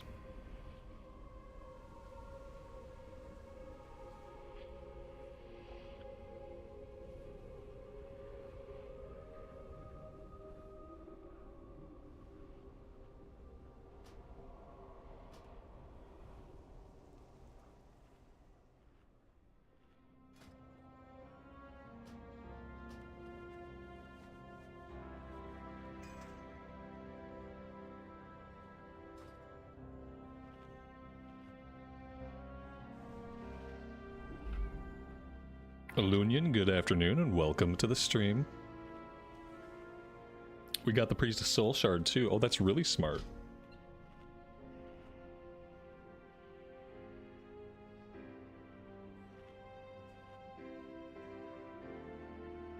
I don't mind it. Hey, if we can't get killed in here, then it's like the content's not even worth doing, you know? It's good. We make a small mistake, and sometimes we can deal with it, sometimes we can't, and if there was no chance of dying in here, then it wouldn't be nearly as fun.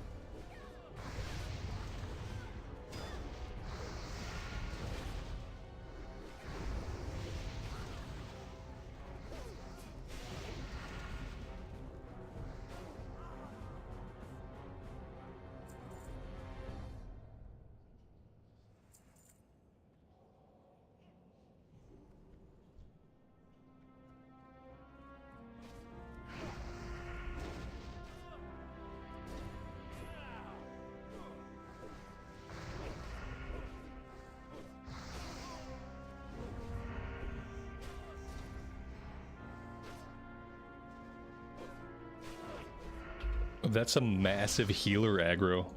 What did the healer do to make that mob so very angry at them? It's crazy.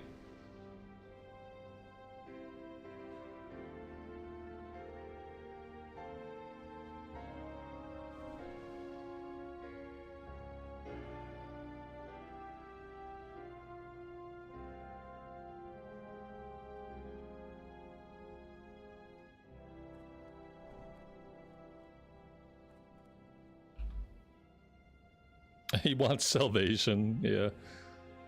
Yeah, I guess he needs it, huh? That's nuts.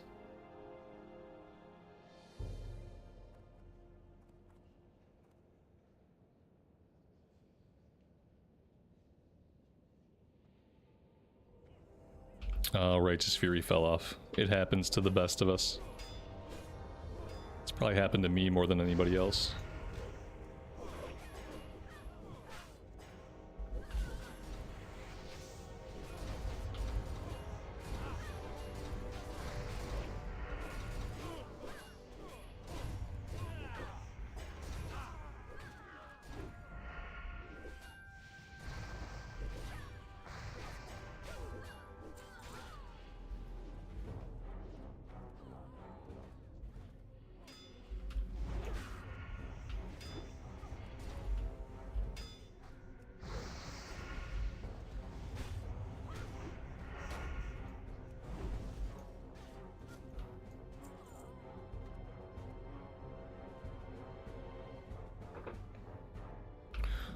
I'm gonna roll on this. I lose 1 agility, I gain 5 stamina, and maybe we look a little bit different for the first time in like 40 hours. We've been wearing the Tunic of Westfall for way too long. Oh, there we go. Oh my god, it looks different. Oh my god, we've changed appearance.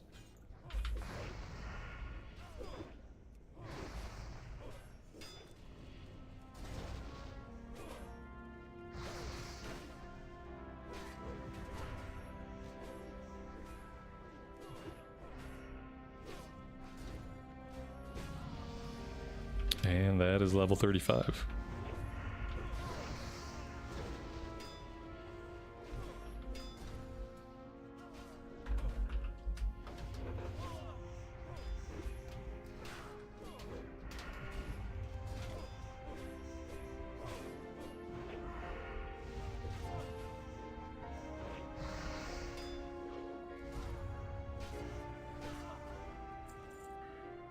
Let's pop our talent point into sword spec.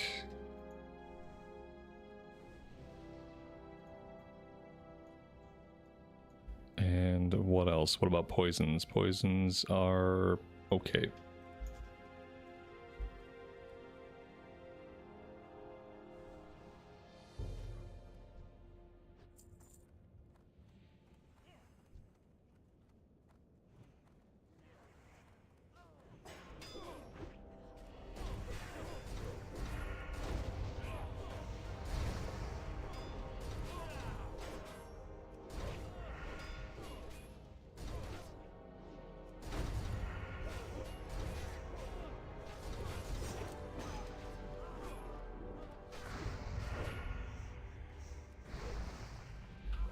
The great thing about hitting level 35 is we should hit a little bit more frequently. And we need to hit a little bit more frequently. Especially on these higher level guys.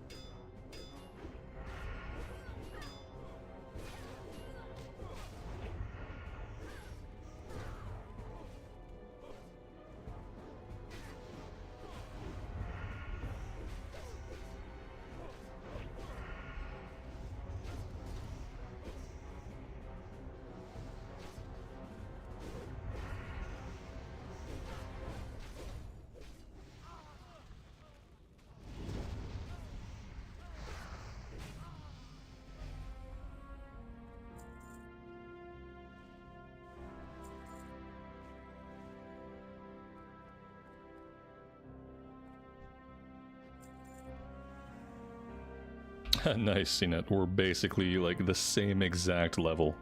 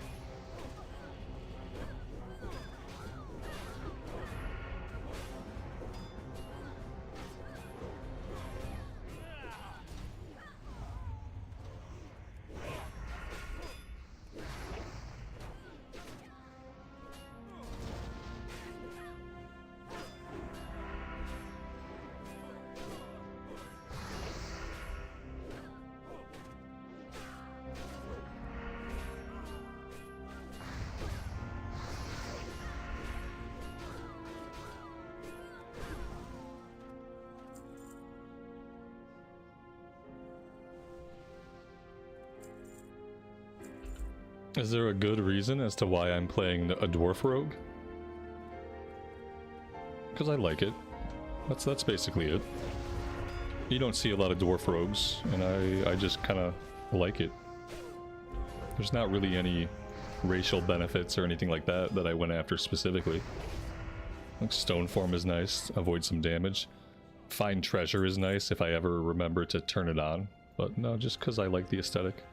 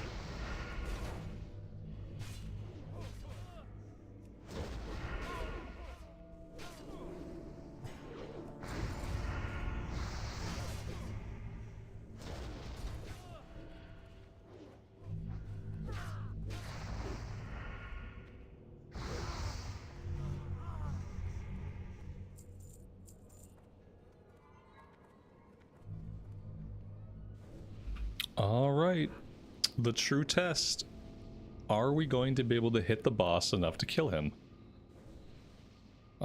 Yeah, I mean, we're all level 35 except for the healer who was level 37, so it might be a longer fight, but we should be able to do it.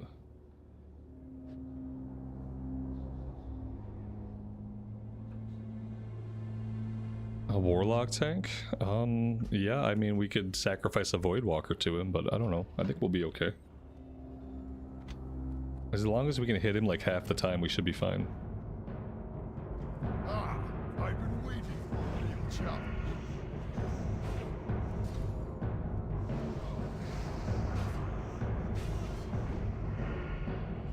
Fades of light.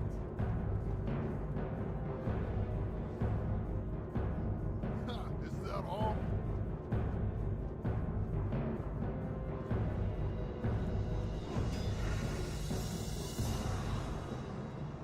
I don't know where he's going, but I'm worried. Blades of Light. Oh, okay, okay, okay. So far we've taken about 4% out of him. Keep it up, team. We've got this.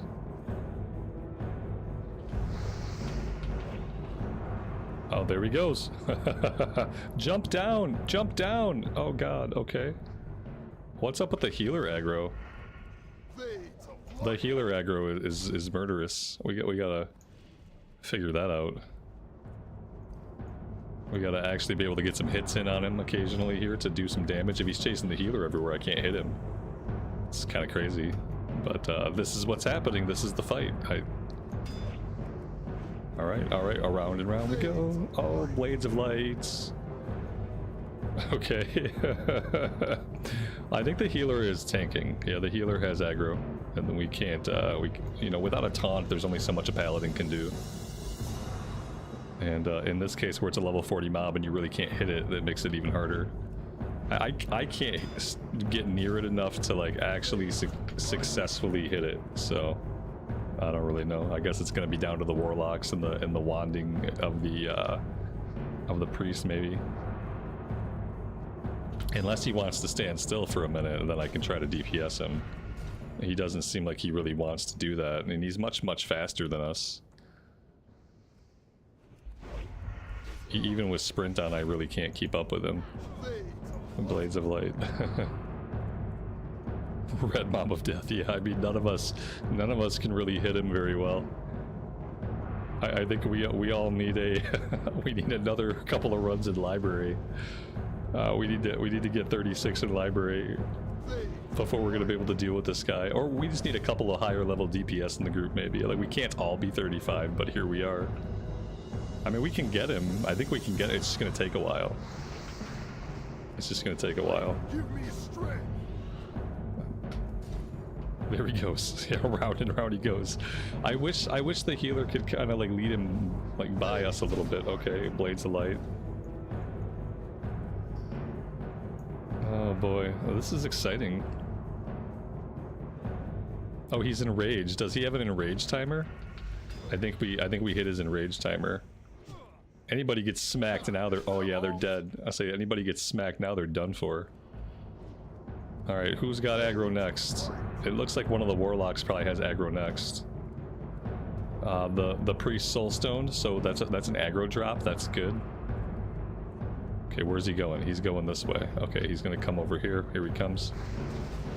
Gotta get some hits in here. Okay, yep, he's on the warlocks. Blades of Light. After the warlocks are dead, he should go on to the tank, and then me, the tank, and the healer might be able to get him. But I think he might kill the warlocks first. Yeah, he's going after our last lock. Run, Dragon's Bane. You got this.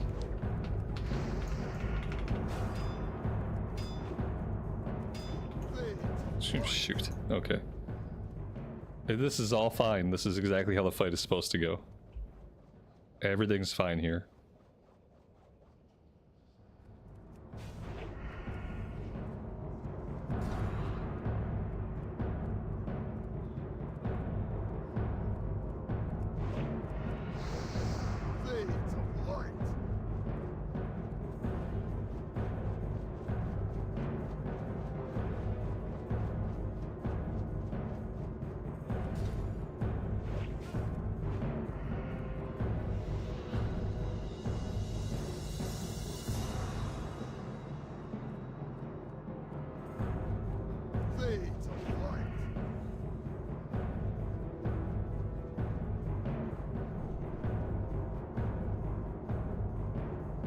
I mean, we're gonna get him. It's just a matter of time and creativity, and maybe a little bit of luck. One more Blades of Light. He's got no HP. He's got like 0%. He should drop dead as soon as this ends here. He should already be dead. Dead man spinning. Yeah, he just didn't know it yet. Whew, that was really exciting. Maybe the most exciting boss fight that I've had in a long time. Oh dear God. Okay, this is fine. This is fine with me because I'm out of combat. Alright, I'm in combat now. Oh yeah, these guys are all nothing. They're just like one-hit mobs. Got the Raging Berserker's helmet. The only one here who could possibly need that is CNET. CNET, if you don't need any of this gear, we should bring another male wearer who could maybe benefit from some of the stuff in here if you don't need it. Because that's all this guy's gonna drop. It's like warrior and paladin stuff.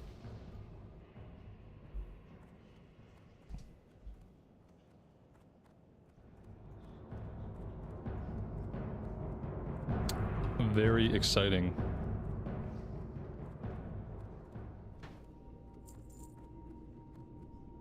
Yeah, if you can't hit him and you don't have a taunt, it's going to be impossible to tank him, but that's okay. We were still able to kill him. Yeah, Dragon's Bane doesn't mind tanking.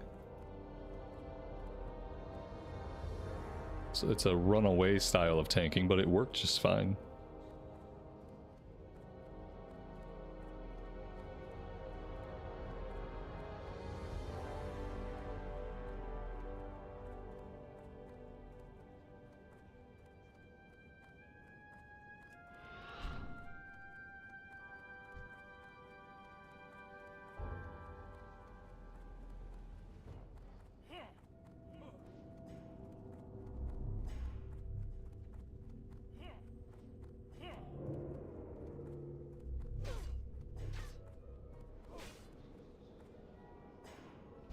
Alright, I'm down to do more, but I have to go AFK for a second.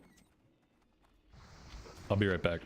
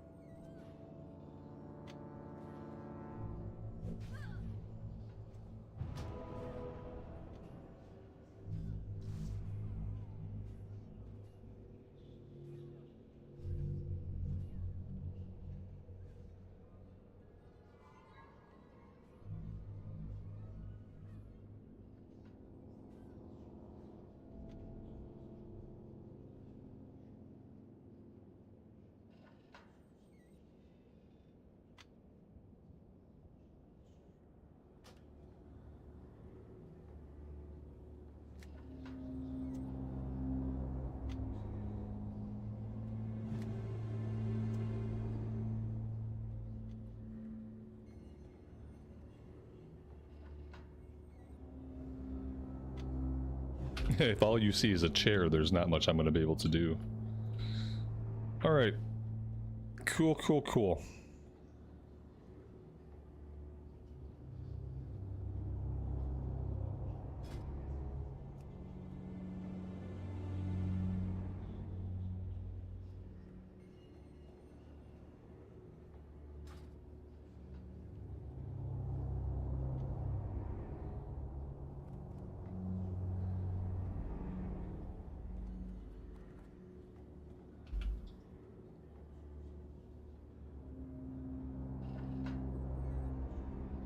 Yeah, I guess I could have hidden back here. This would have been the safe place.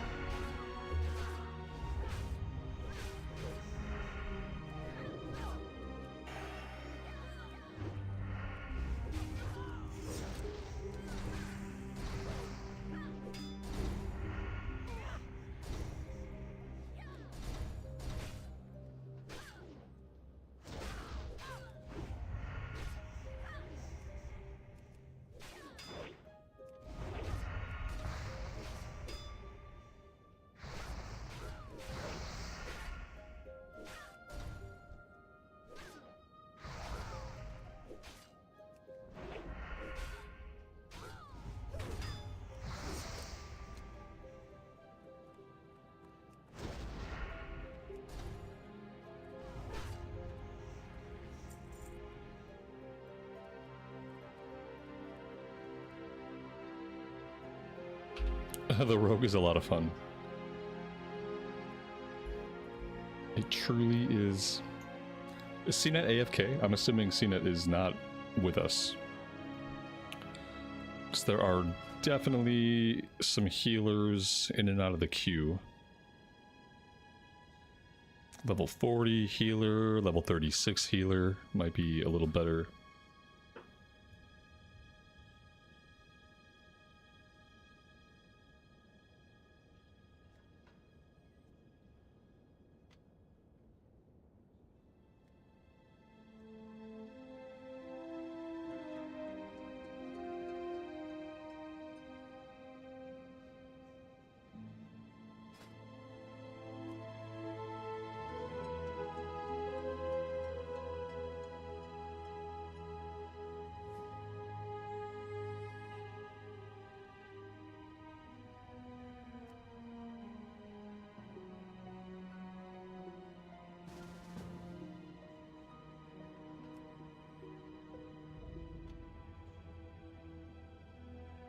Of course, now we have now there are no healers. I grabbed the DPS warrior. So that should be good.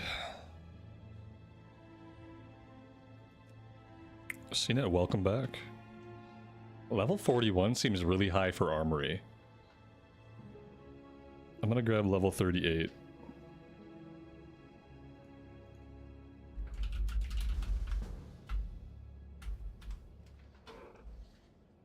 There we go.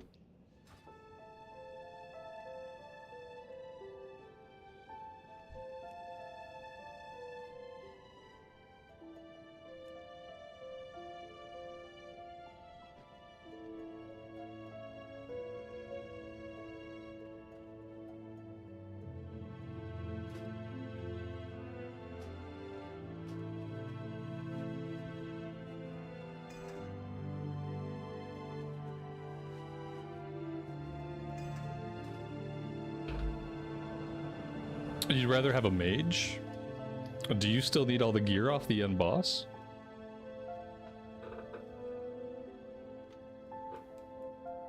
I just grabbed a warrior because we haven't had one. I wasn't really thinking.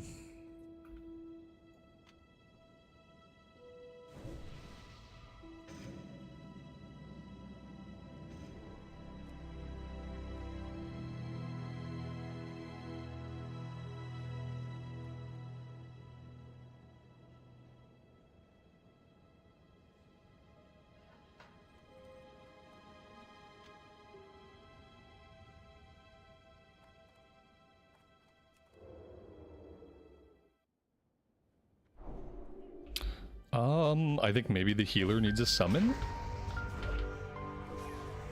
Possibly, maybe?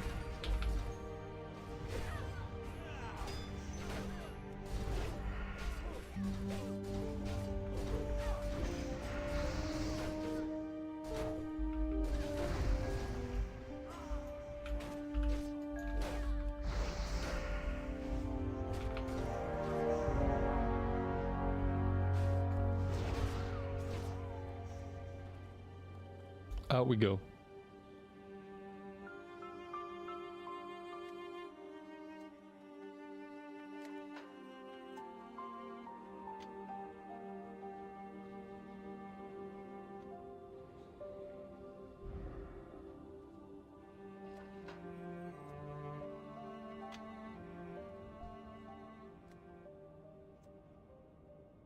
And now the warrior wants to go train.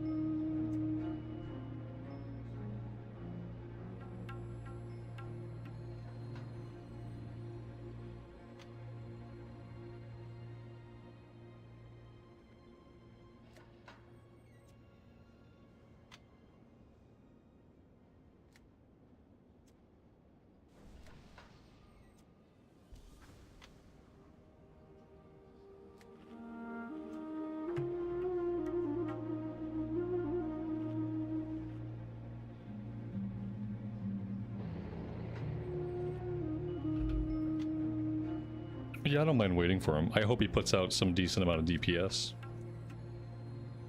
Next time I'll just grab a mage.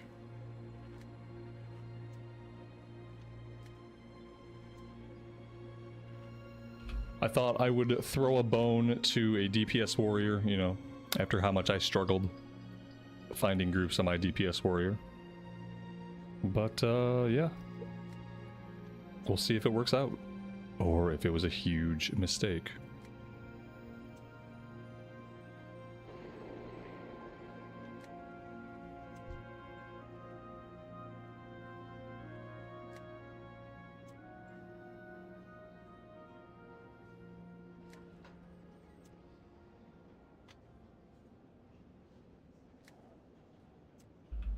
No, I doubt he will, as long as he isn't at the very bottom. That's fine.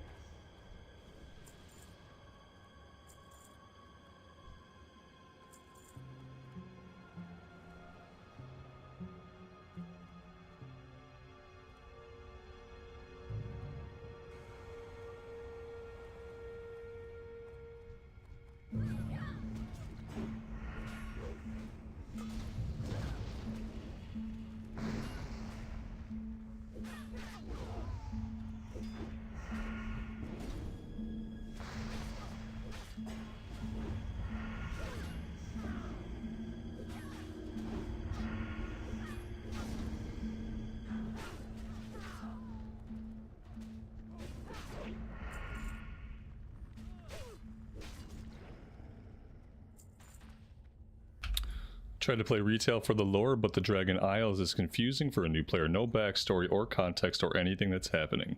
You just quit. Yep, well, the new player experience is still no good. It's probably gonna take till after the World Soul Saga ends for them to look at the original world like of Azeroth and revamp everything, and then when they revamp the old world, then you'll likely see a new player experience that, you know, makes sense, that actually feels like Warcraft. And that starts your character kind of at the beginning of a journey, instead of feeling like you've jumped into the skin of a character that's been around for decades and having none of the conversations or dialogue or story make any sense. Yeah, it's in a bad place right now.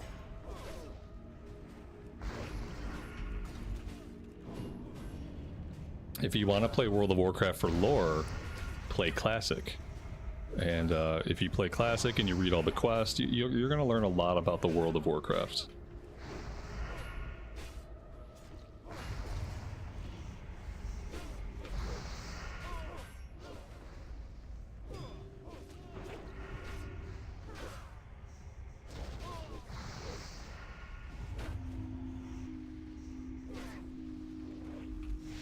Marie, I really appreciate that.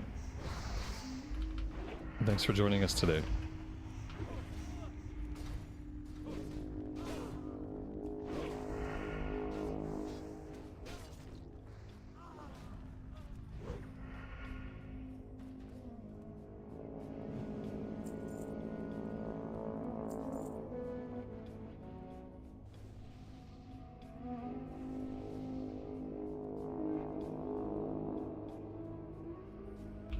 Classic like classic. Classic like what we're playing right now.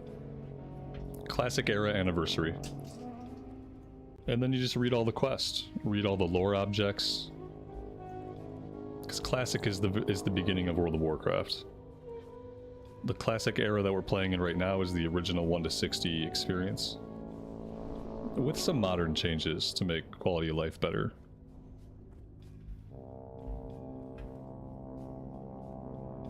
But retail has player housing. That should help people figure out the lore, right? No. But you can play Animal Crossing in WoW now. Doesn't that make it worthwhile? For some people it does.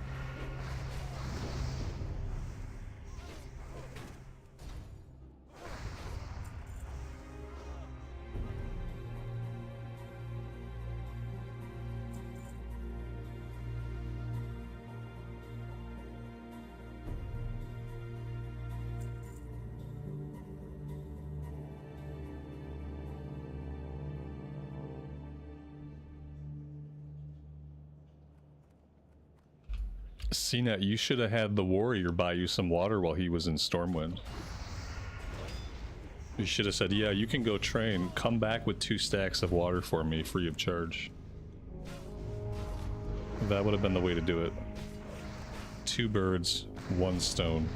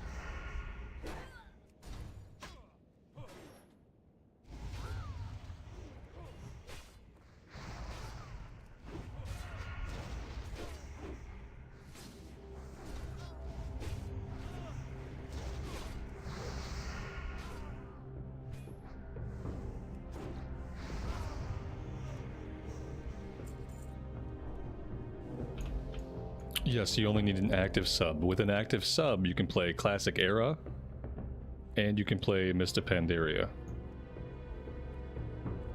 The caveat to that is, if you're going to play Classic Era, make sure you play on the Anniversary realms if you want to go into the Burning Crusade in January with everybody else. So there's Classic Era realms that stay in vanilla, they stay in the 1 to 60. And then there's Anniversary Classic realms that will go into TBC very soon. We are playing on the Anniversary realms here, so right now we're in the 1 to 60 content, and then the Burning Crusade pre-patch comes out on January 13th.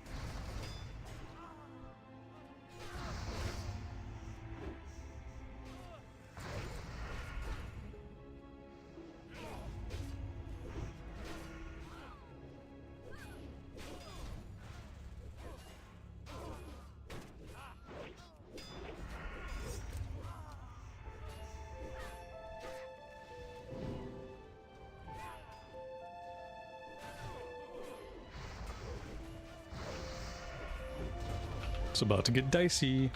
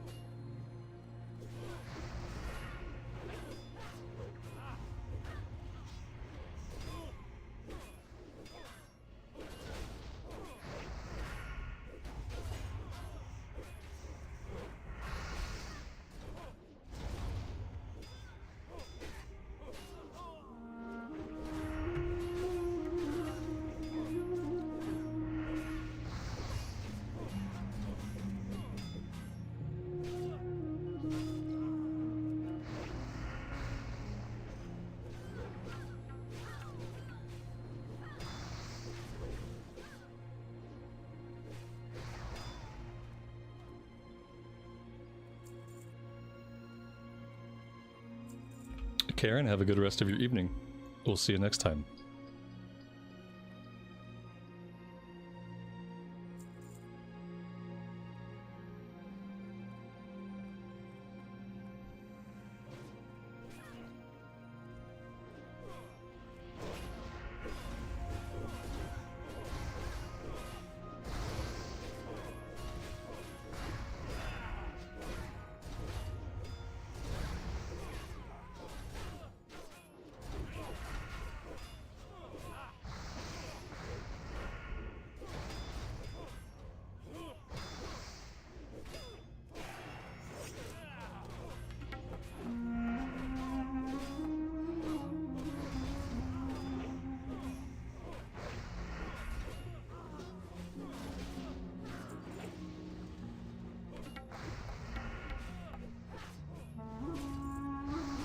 The door is open.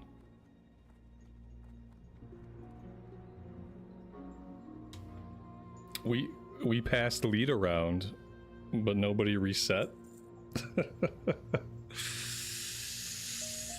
Oh, I mean, I don't care because there's nothing I need off the last boss, so this really doesn't affect me at all. I'm only here for the kill XP. So, seeing that you started with lead, we ended the first run, you passed lead over to Dragon's Bane, and then he passed lead over to me, but because it was still the same group, I guess, it never got reset. Fun times. Yeah, I don't really care about the boss loot, but that's a bummer for the warrior. And seeing it possibly for you, depending on what you still need off of this guy.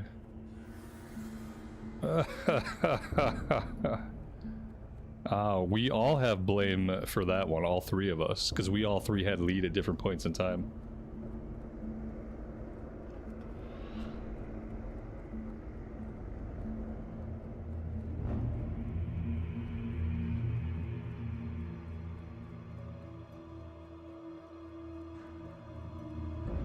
Yeah, I'll go again, for sure.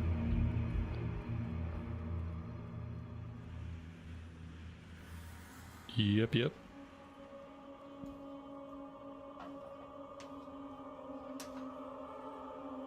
Let's actually reset it this time.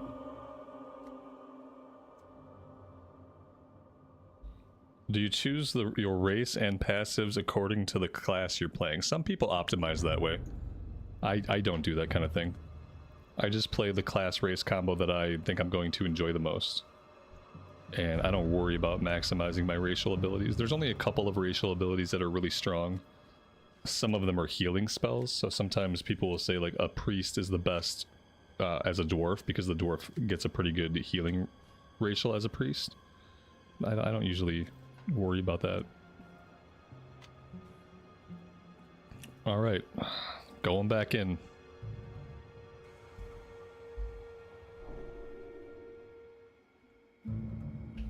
They don't let you use your boost to 58 until the pre-patch comes out? Is that true? That kind of makes sense.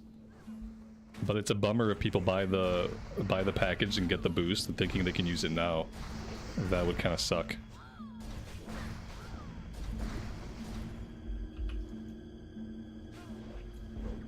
Can't use the boost till pre-patch. That makes sense, but I hope, you know, it's probably in the fine print. But I would kind of want them to make that very obvious.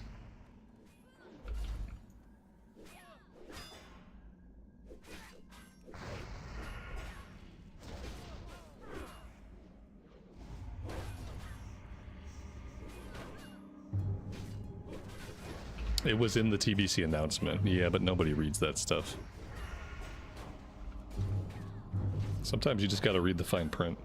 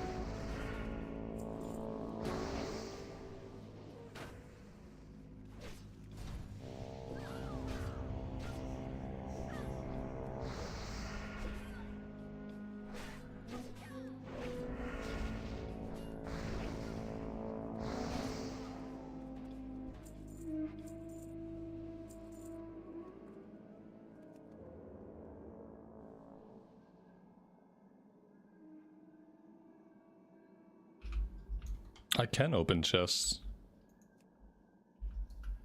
Actually.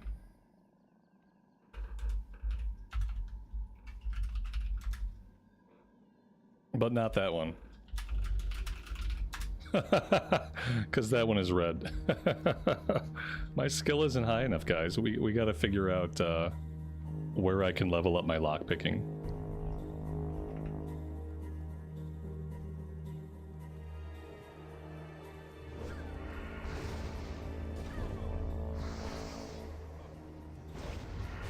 We were able to pick the locks in library, but apparently here in armory we do not have the required skill.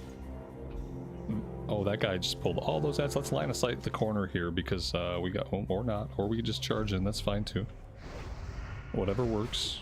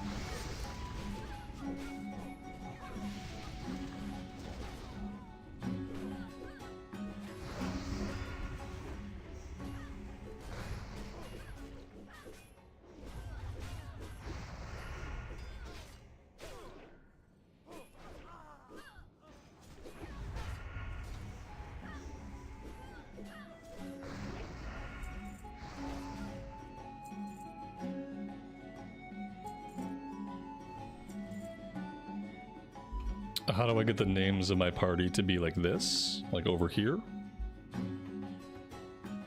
That's under interface options.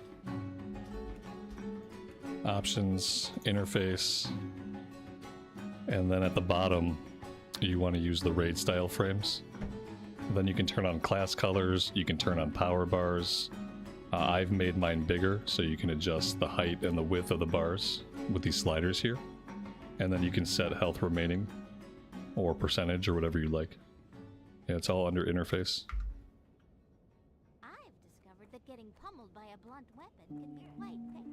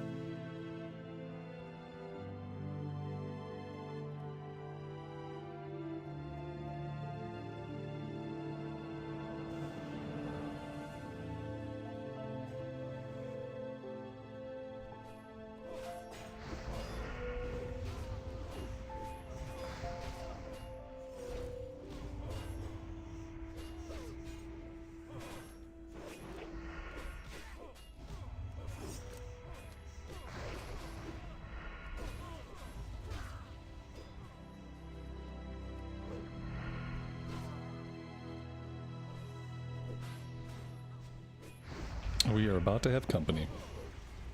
Maybe just the one.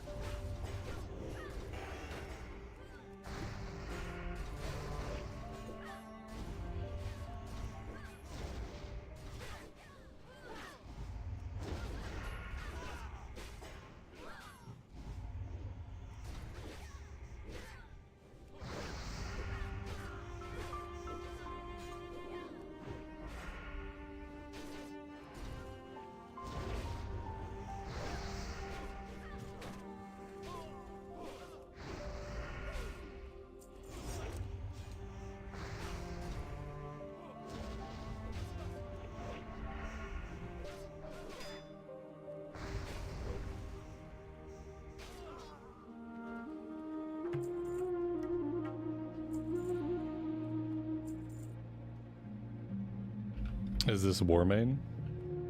No. This is Official Anniversary Classic.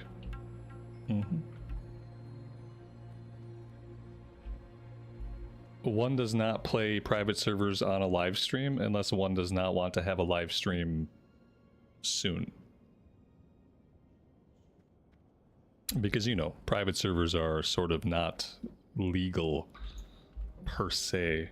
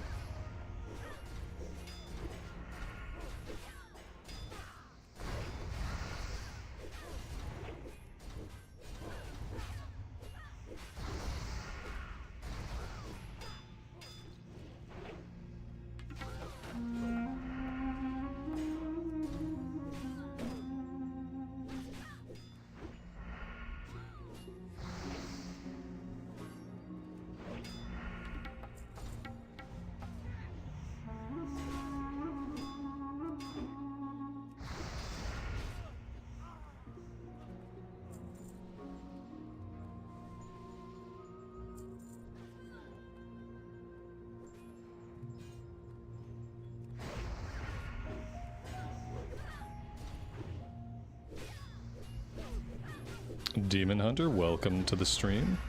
Thanks for joining us.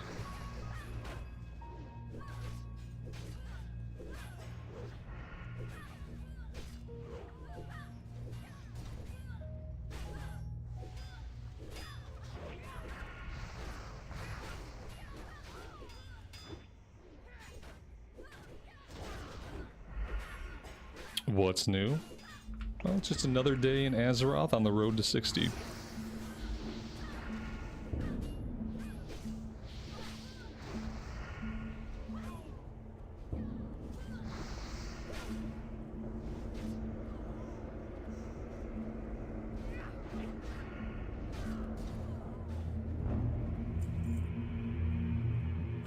Alright, so we're hoping there will be a boss behind the door this time.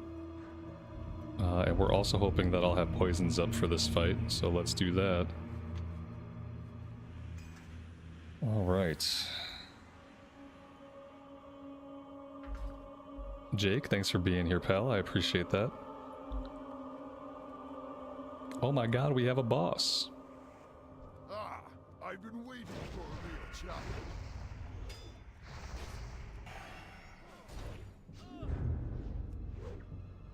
Somewhere in my spellbook, there's an ability called Faint. And I probably need to find it, and then sometimes I need to use it. Last time, somehow the dungeon didn't get reset. Yeah, we had passed leadership around a couple of times between the three of us, but with all that passing around of the leadership, we never reset the instance. So yeah, last time we got all the way here and there was no boss. Which doesn't matter to me, I'm only here for kill XP, but it probably matters to people that can use stuff off the boss. I'm guessing.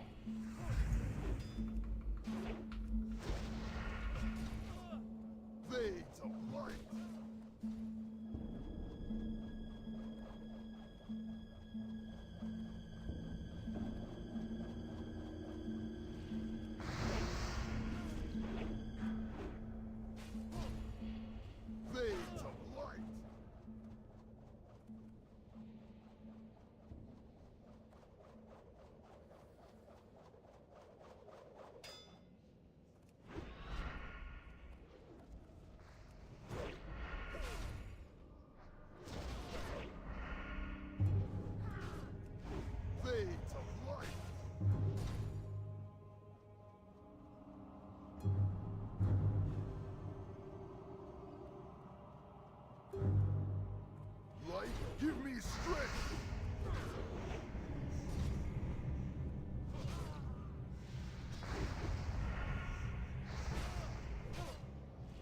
Fade, is that all? Well, we lost our healer. I don't know why he wouldn't run away. I don't really know why the healer decided to face tank the boss. It's, you know, it's quite possible just for him to kite him with the bubble. This is about to get very interesting. The healer needed to do some more kiting, like, and buy us a little bit more time, not just face tank it with power word shield. That was never gonna work. But you know, not everybody can think on the fly, so can't really hold it against him. Yeah, see, this is what we need to be trying to do if we'd like to stay alive. I'm gonna go ahead and bandage myself. Ow, that was a stupid move. Tried to bandage myself.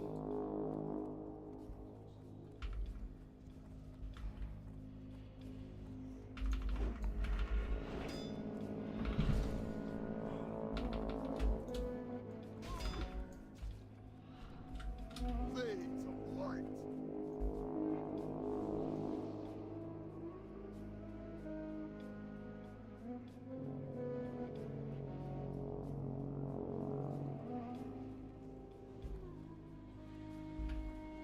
Fades of light.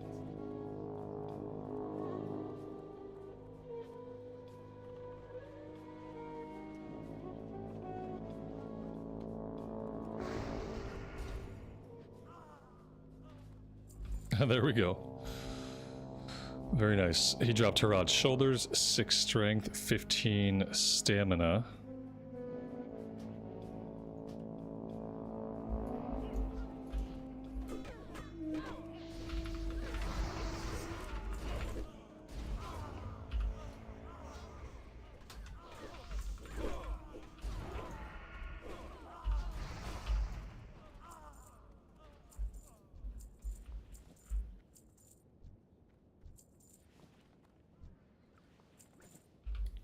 Does the priest not know you can just res him?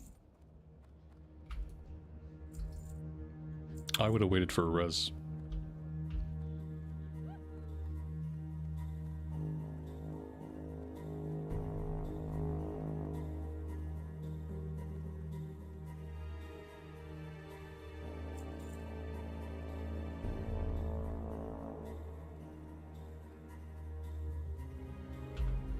The healer died. He just kind of tried to face tank the boss once he got aggro. Instead of kiting him around like we did at the end, he just kind of stood there and took the axe to the face one too many times. CNET, thanks for all the runs, man. I really appreciate you tanking. It was a good time. Dragon's Bane, thanks for coming along and for DPSing for us. It was a lot of fun. Let's do it again sometime soon, shall we? I might be ready for Cathedral in a day or two.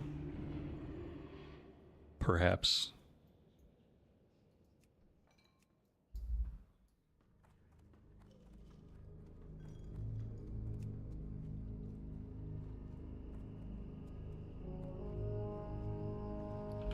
We got the tabard? Did we really? I didn't see a tabard. Yeah, I don't know. Oh yeah, it doesn't look like a tabard. Oh, that's pretty cool. I don't really like tabards, but I'll keep a hold of that one. I don't know that I'll wear it a lot. It depends on what we've got going on underneath it, whether or not I'll wear it. But that's really cool. I don't know if I've ever had the tabard.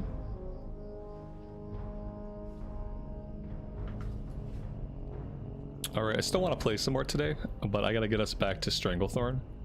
So I think I'm just gonna pop myself on a long flight. And I'm gonna go AFK and grab a snack. And then yeah, I do want to do some questing for a little bit more today, see if we can make any more progress in Stranglethorn. So that's a 10-minute flight. I will be back soon.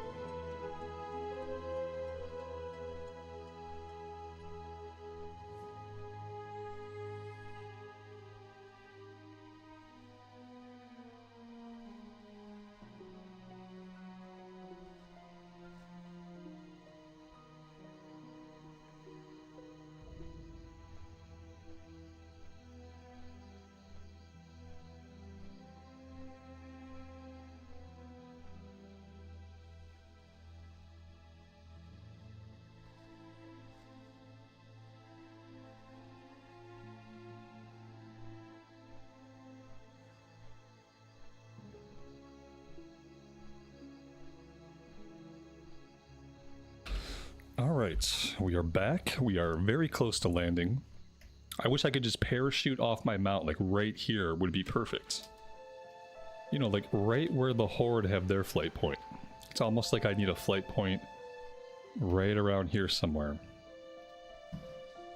So we're gonna go down to Booty Bay, but we're gonna have to run to the north to really be able to do anything. The only alternative is flying to Duskwood. And I feel like the run from Duskwood is pretty similar. So, yeah. No good choices for where to fly in.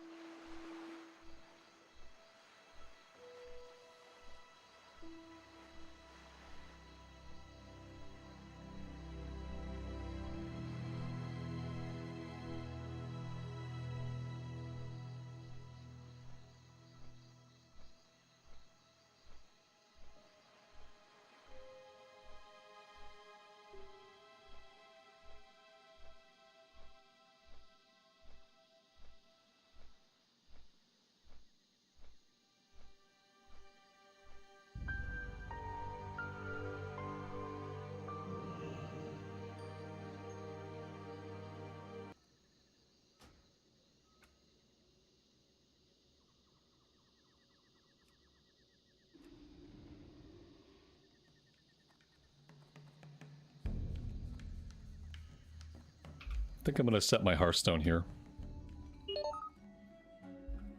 Ooh, a Zandalar buff. Got the best deals anywhere. I will definitely take a Zandalar buff. Good.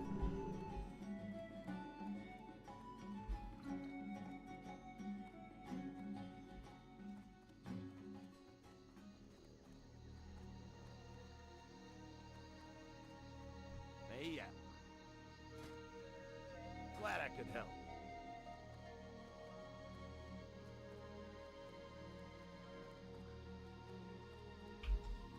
Dragon's Bane, that was only your second time running dungeons on a Warlock? You were cranking out the DPS, man. It was really impressive for a Warlock.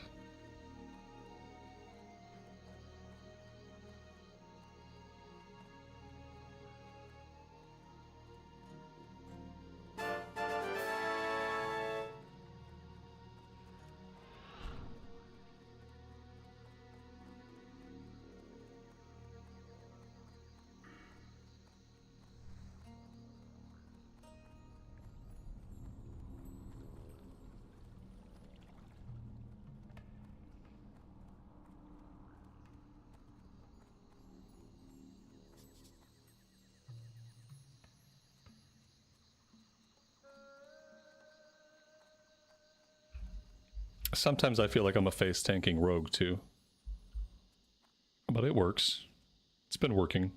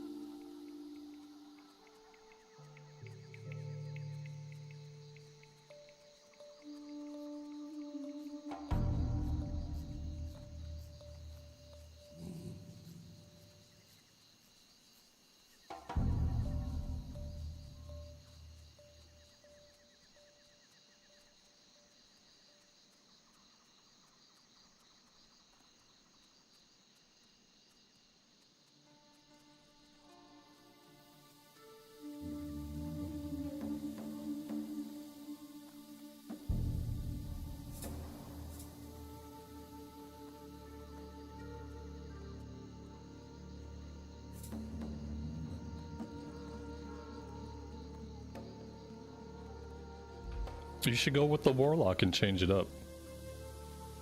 Sometimes going on an unfamiliar class can be really exciting. That's part of why I'm loving the Rogue, because I'm not super familiar with it, and it's been a really fun learning experience.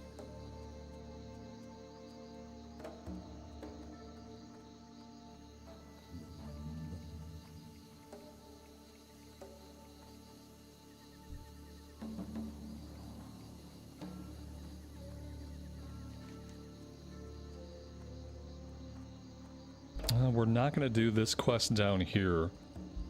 When we do this quest, we'll fight the lower level basilisk over here to the northwest. For now, we have to... The closest thing we can reasonably work on is probably tumbled crystals. But I think I have to go after some lower level stuff. The only thing I'm really worried about is this one. Level 31. Should be fine, as long as I get that done before we hit 37, it should be okay, which I'm sure that we will. But then it also has a follow-up quest.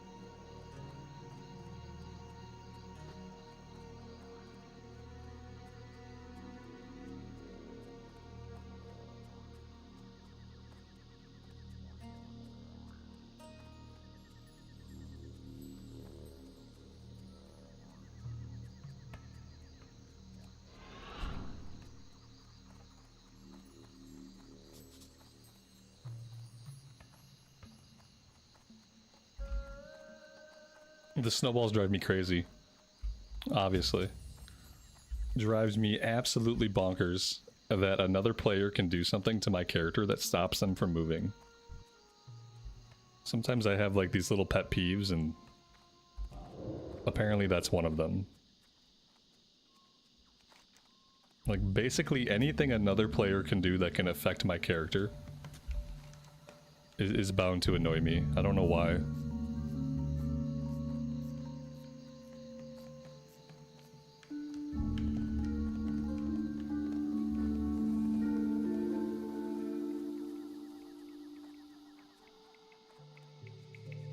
Those snowballs seem ripe for griefing people. Like, that's what it seems like.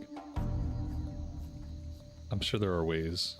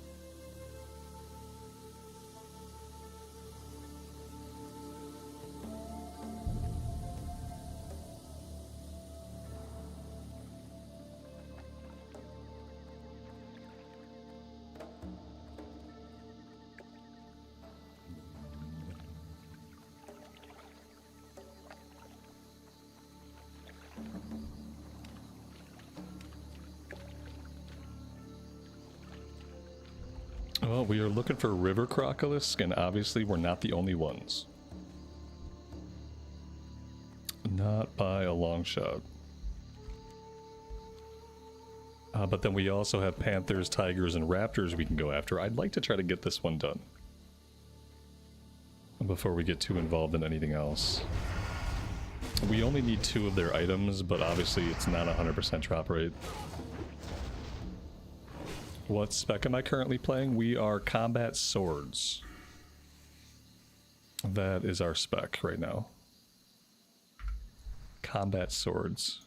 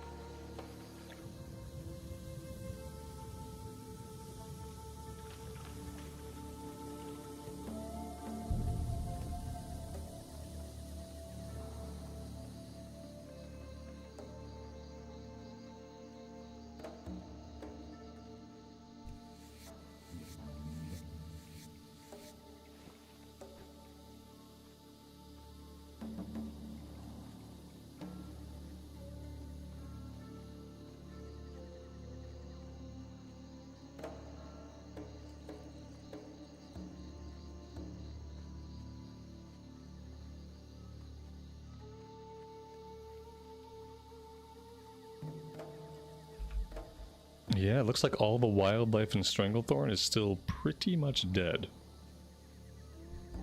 Here's a panther.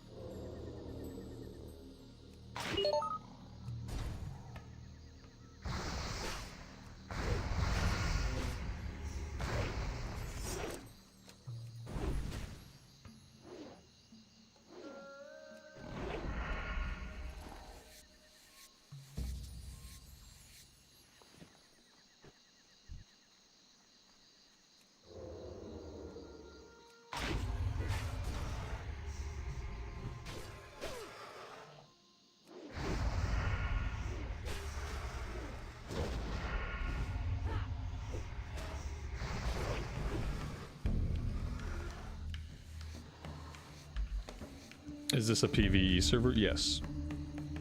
It becomes basically impossible to stream on PvP servers. This is Thunderstrike EU, one of the anniversary realms.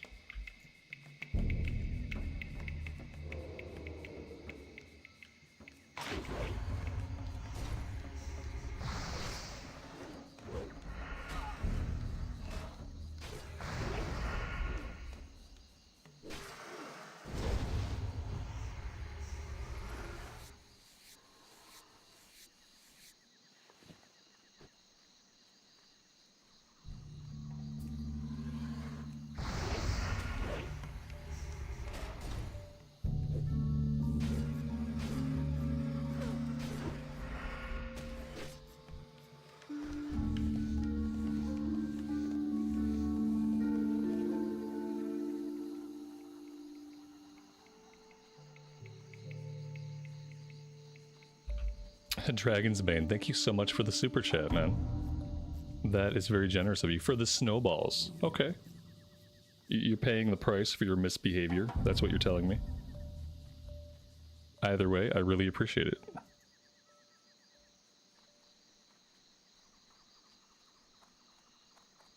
Those naughty snowballs.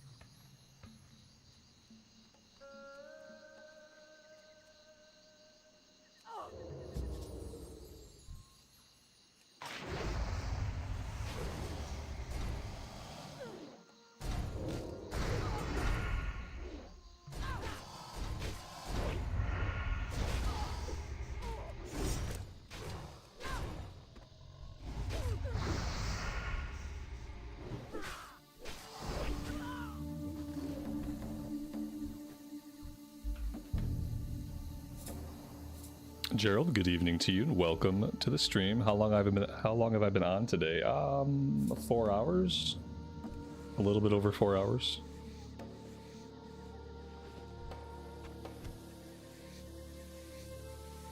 Long-ish, for me at least.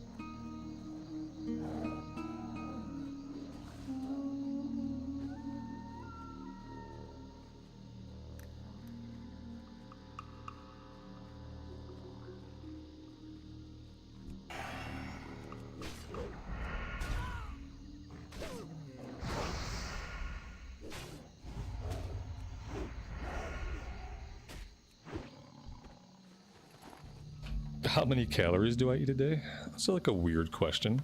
Not a lot these days. Probably a normal amount.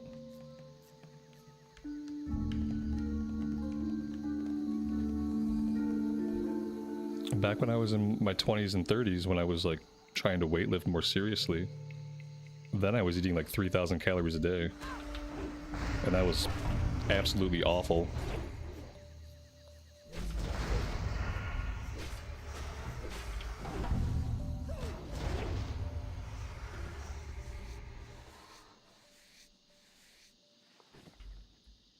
When I hit 40, my metabolism finally started to slow down a little bit. Like people would be telling me that it would do for like the past 20 years. They kept telling me, oh, you know, when you're 30, your metabolism will slow down, and that didn't happen. Finally, when I was 40, my metabolism slowed down, and I don't have to eat as much. It is a weird question to ask in a WoW stream. If it was like a fitness stream, it'd be a completely normal question. I'm gonna start asking people that when I first meet them.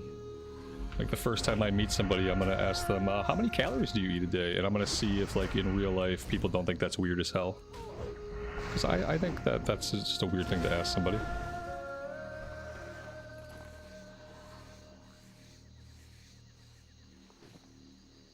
Without any context.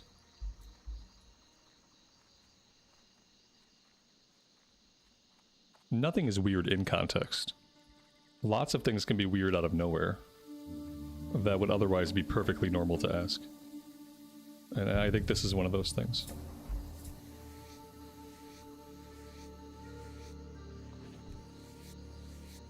I think in real life, if you ask a lot of people how many calories they eat, I think in real life a lot of people would get offended. You think I'm fat? I am fat. I'm enormous. I think you are a troll. And there's only one thing I do with trolls.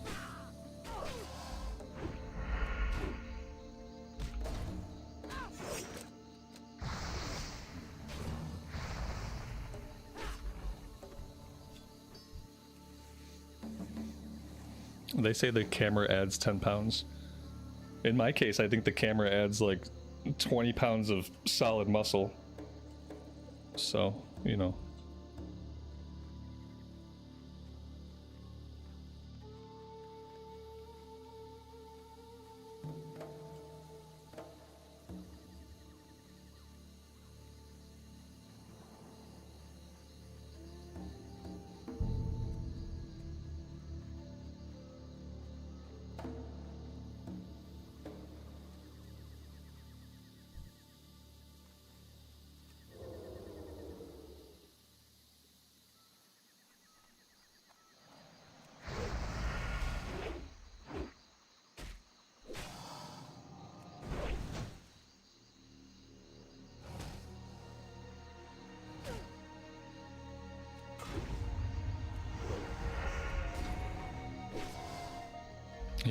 Yeah, I don't know.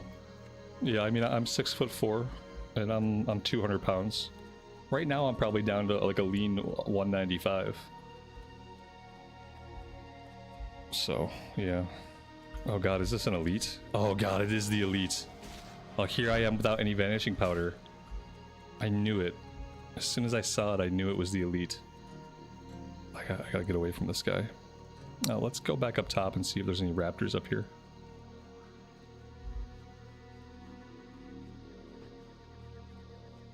Yeah, the one thing I never managed to do in my life was to get fat. No matter how many calories I ate, it didn't seem to matter. I tried. What's my favorite expansion? The Burning Crusade.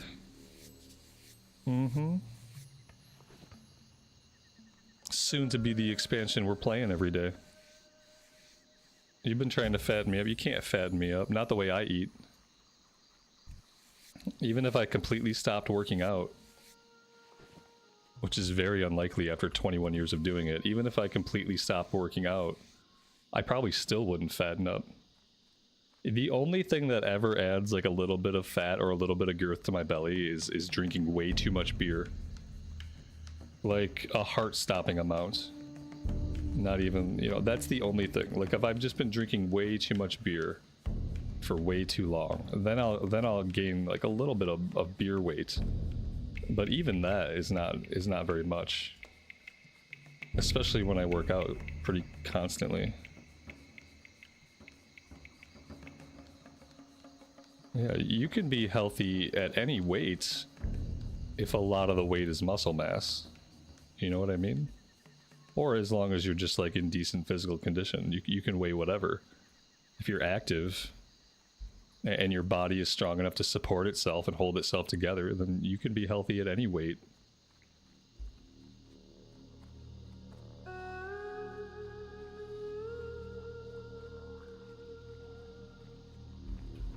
I need like 4 more raptors.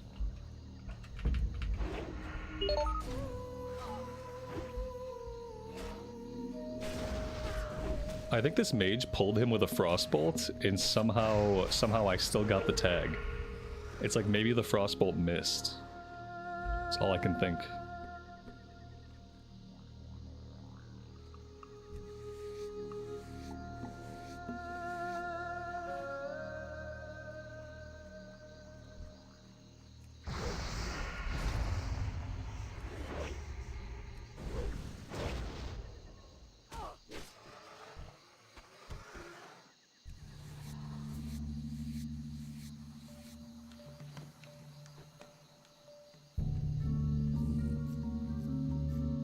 Part of me wants to skin all of these. Part of me knows I have piles and piles of heavy leather in my bank. And that if I don't stay on the move, I'm never gonna find tags for the quest. We have to get the Darnassus like at some point. Maybe tomorrow I'll take us out to Darnassus before the stream so that we can train the next part of leatherworking and I can actually use all of the leather I've been shoving into the bank for the past like 20 hours of gameplay. That'd be awesome. Skinning is also capped out at 225. We've probably been capped out at 225 for a while. Which is fine, because we have like 100 hours of skinning ahead of us. But I have to train that too. Let's check down below. There we go.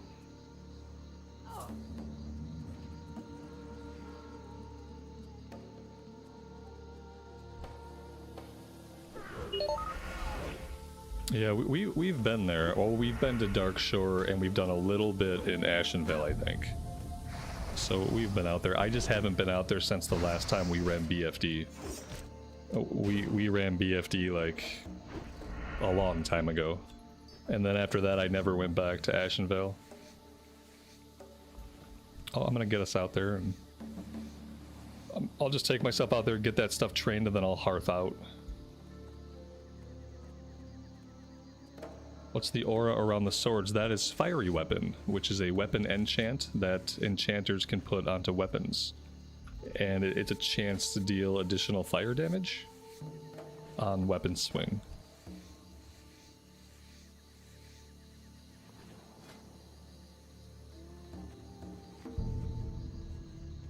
And then on top of that enchant, I stack weapon poisons onto my weapons, and then the weapon poisons do even more damage.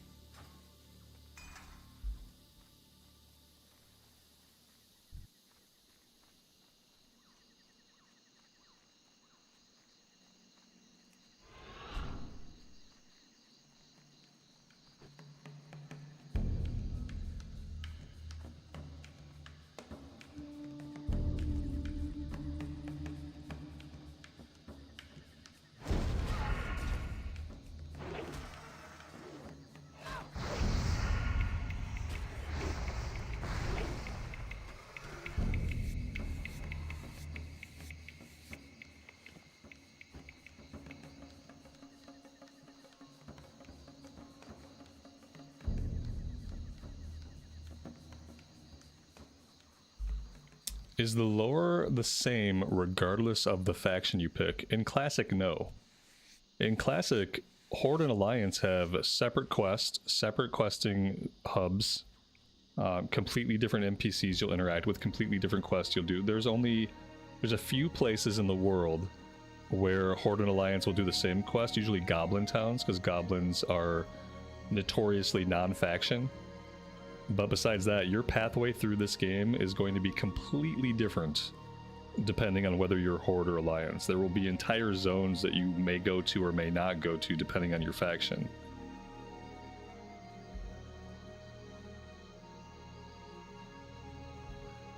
And even when you have quests in the same zone with the other faction, like, you're doing different quests for different NPCs from like different towns.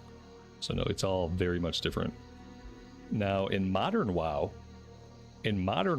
your what's called the main story campaign, all of that is homogenized now between the two factions. So now in modern WoW, regardless of whether you play Horde or you play Alliance, you are going to see the exact same content. But back in Classic, it was not like that.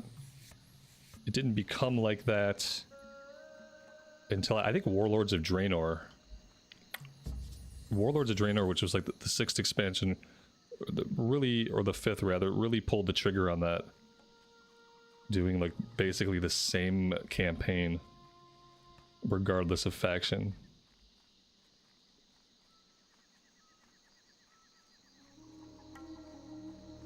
But then we had Battle for Azeroth, and to be fair, in Battle for Azeroth, your questing was different.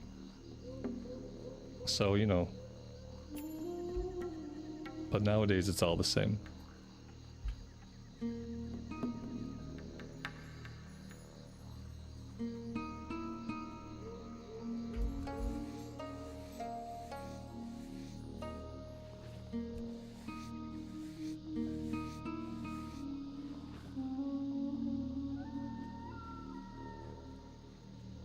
How does the new player know which one to pick?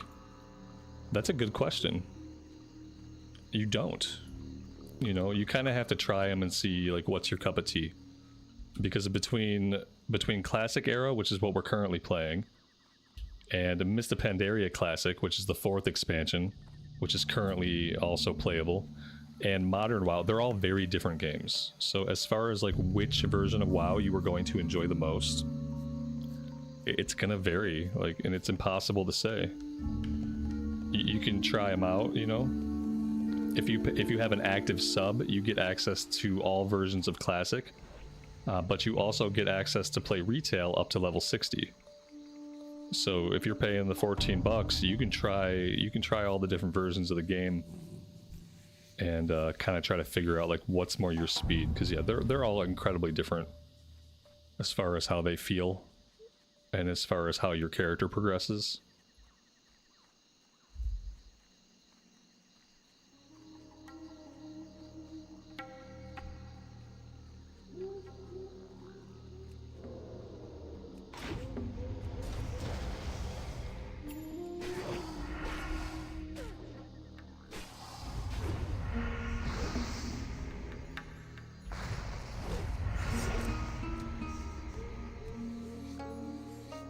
If you're looking for the game that feels most like an open world RPG, it's Classic Era. And then it's just a matter of like choosing the faction aesthetic that most appeals to you. I would say Classic Era is more that big open world immersive RPG, and Modern WoW is more of a multiplayer online action game with a lot of instance content. And so it's almost like they're almost two different genres of video game.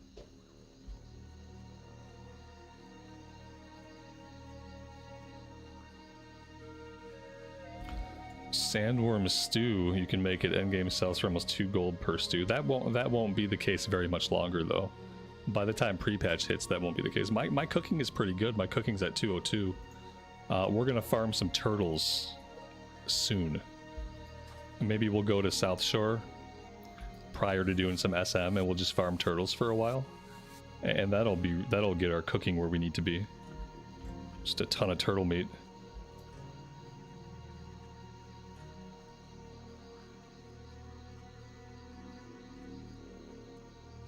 Cena, you're lucky that I've already got my workout in before the stream today, after sitting for 4.5 hours and having to hear about your workout. You're lucky that I did a workout earlier today. Otherwise, I'd have to put you in a little timeout.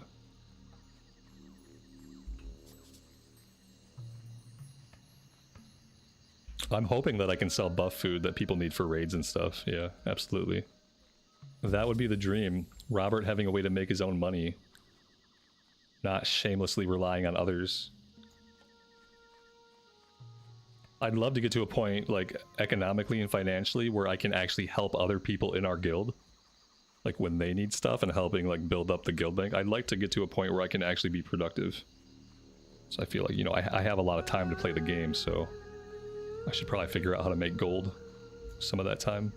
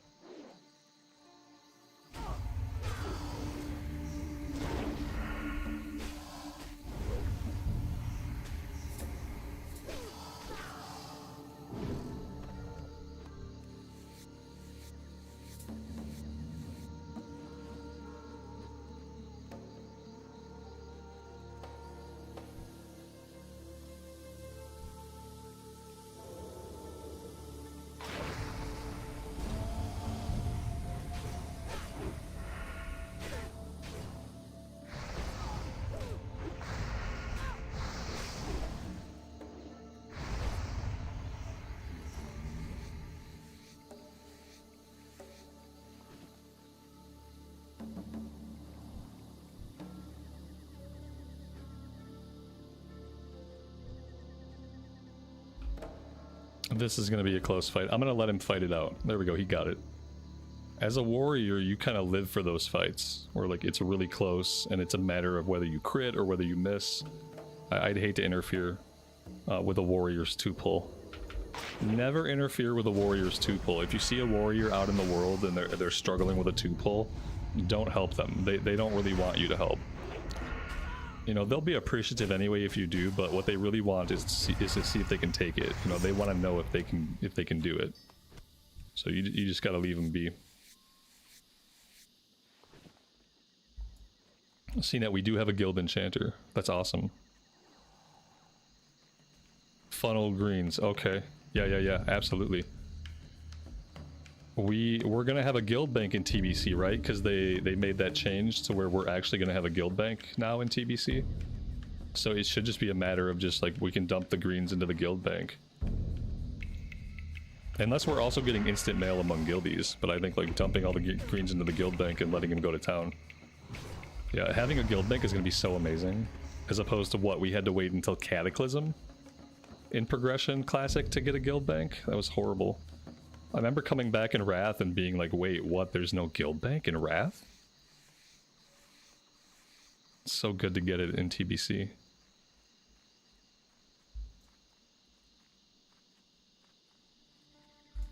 Having a guild bank is literally like, it's like a cornerstone of having a guild. It truly is, because it's a way that it's an easy way that the guild can share resources, pool resources. It's like without a guild bank, that stuff is a real pain.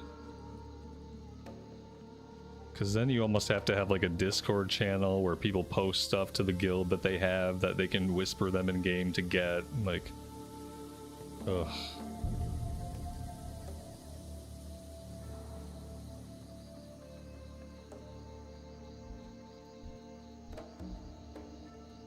Do I remember how good the Mongoose enchant was? I don't. No. No, I don't. Because, like, until I started healing, I was a scrub back in the day, so I probably never even had a good enchant. So I'm looking forward to seeing how cool it is on this character. Because I've never main melee DPS'd in a raid. So, you know, in raids back in the day, I was a holy pally. That was basically my entire raiding career, except for like a small stint on a druid healer. And then I did a small stint on a hunter in BFA. But aside from that, all I did is heal.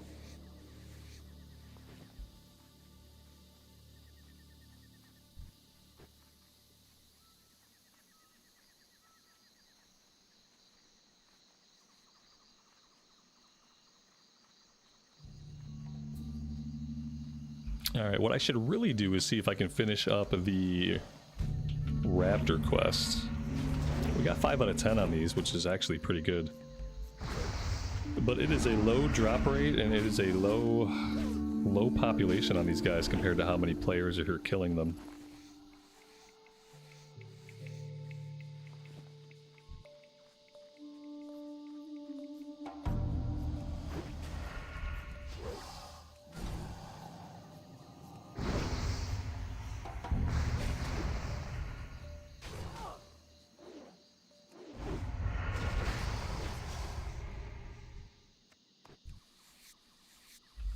Mongoose' agility and attack speed. That sounds really good. It has a green lightning look. I've never seen anything quite like that. Sounds awesome.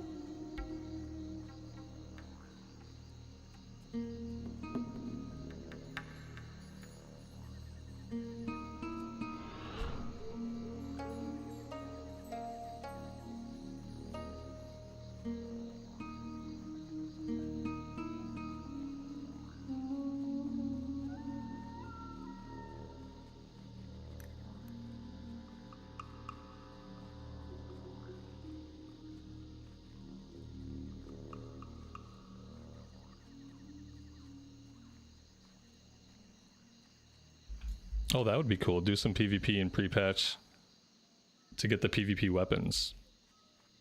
Okay. I think I'd be down for that.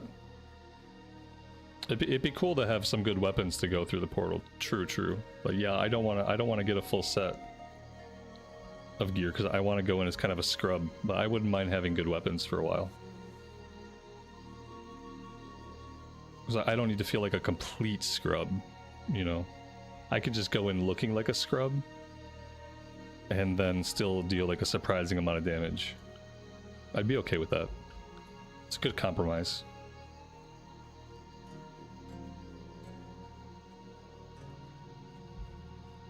Katinos, welcome to the stream. Thanks for joining us.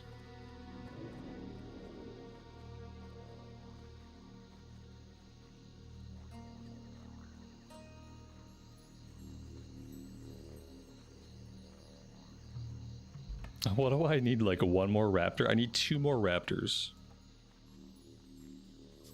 Here we go. Got some respawns coming in.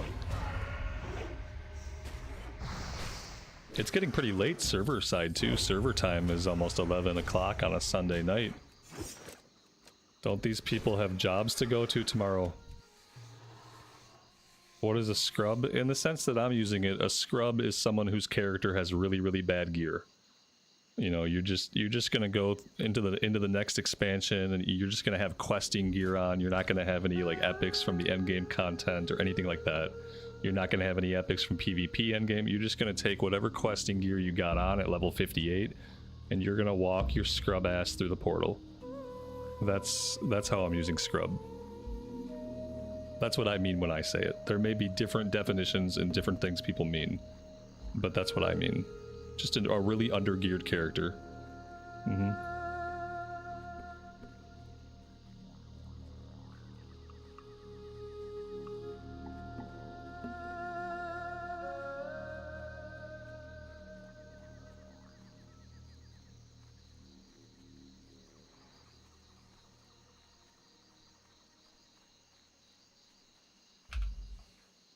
All right, everybody, I'll tell you what. I'm going to camp right here for tonight, and I'm going to log in tomorrow, and I'm going to kill these raptors, and I would love to see you guys then, because I am out of time for today. Thank you all very much for hanging out with me, and for all the support. I truly do appreciate it. As always, take care of yourselves out there in the real world, and take care of each other, and we will see you back here in Azeroth again very soon. Bye for now.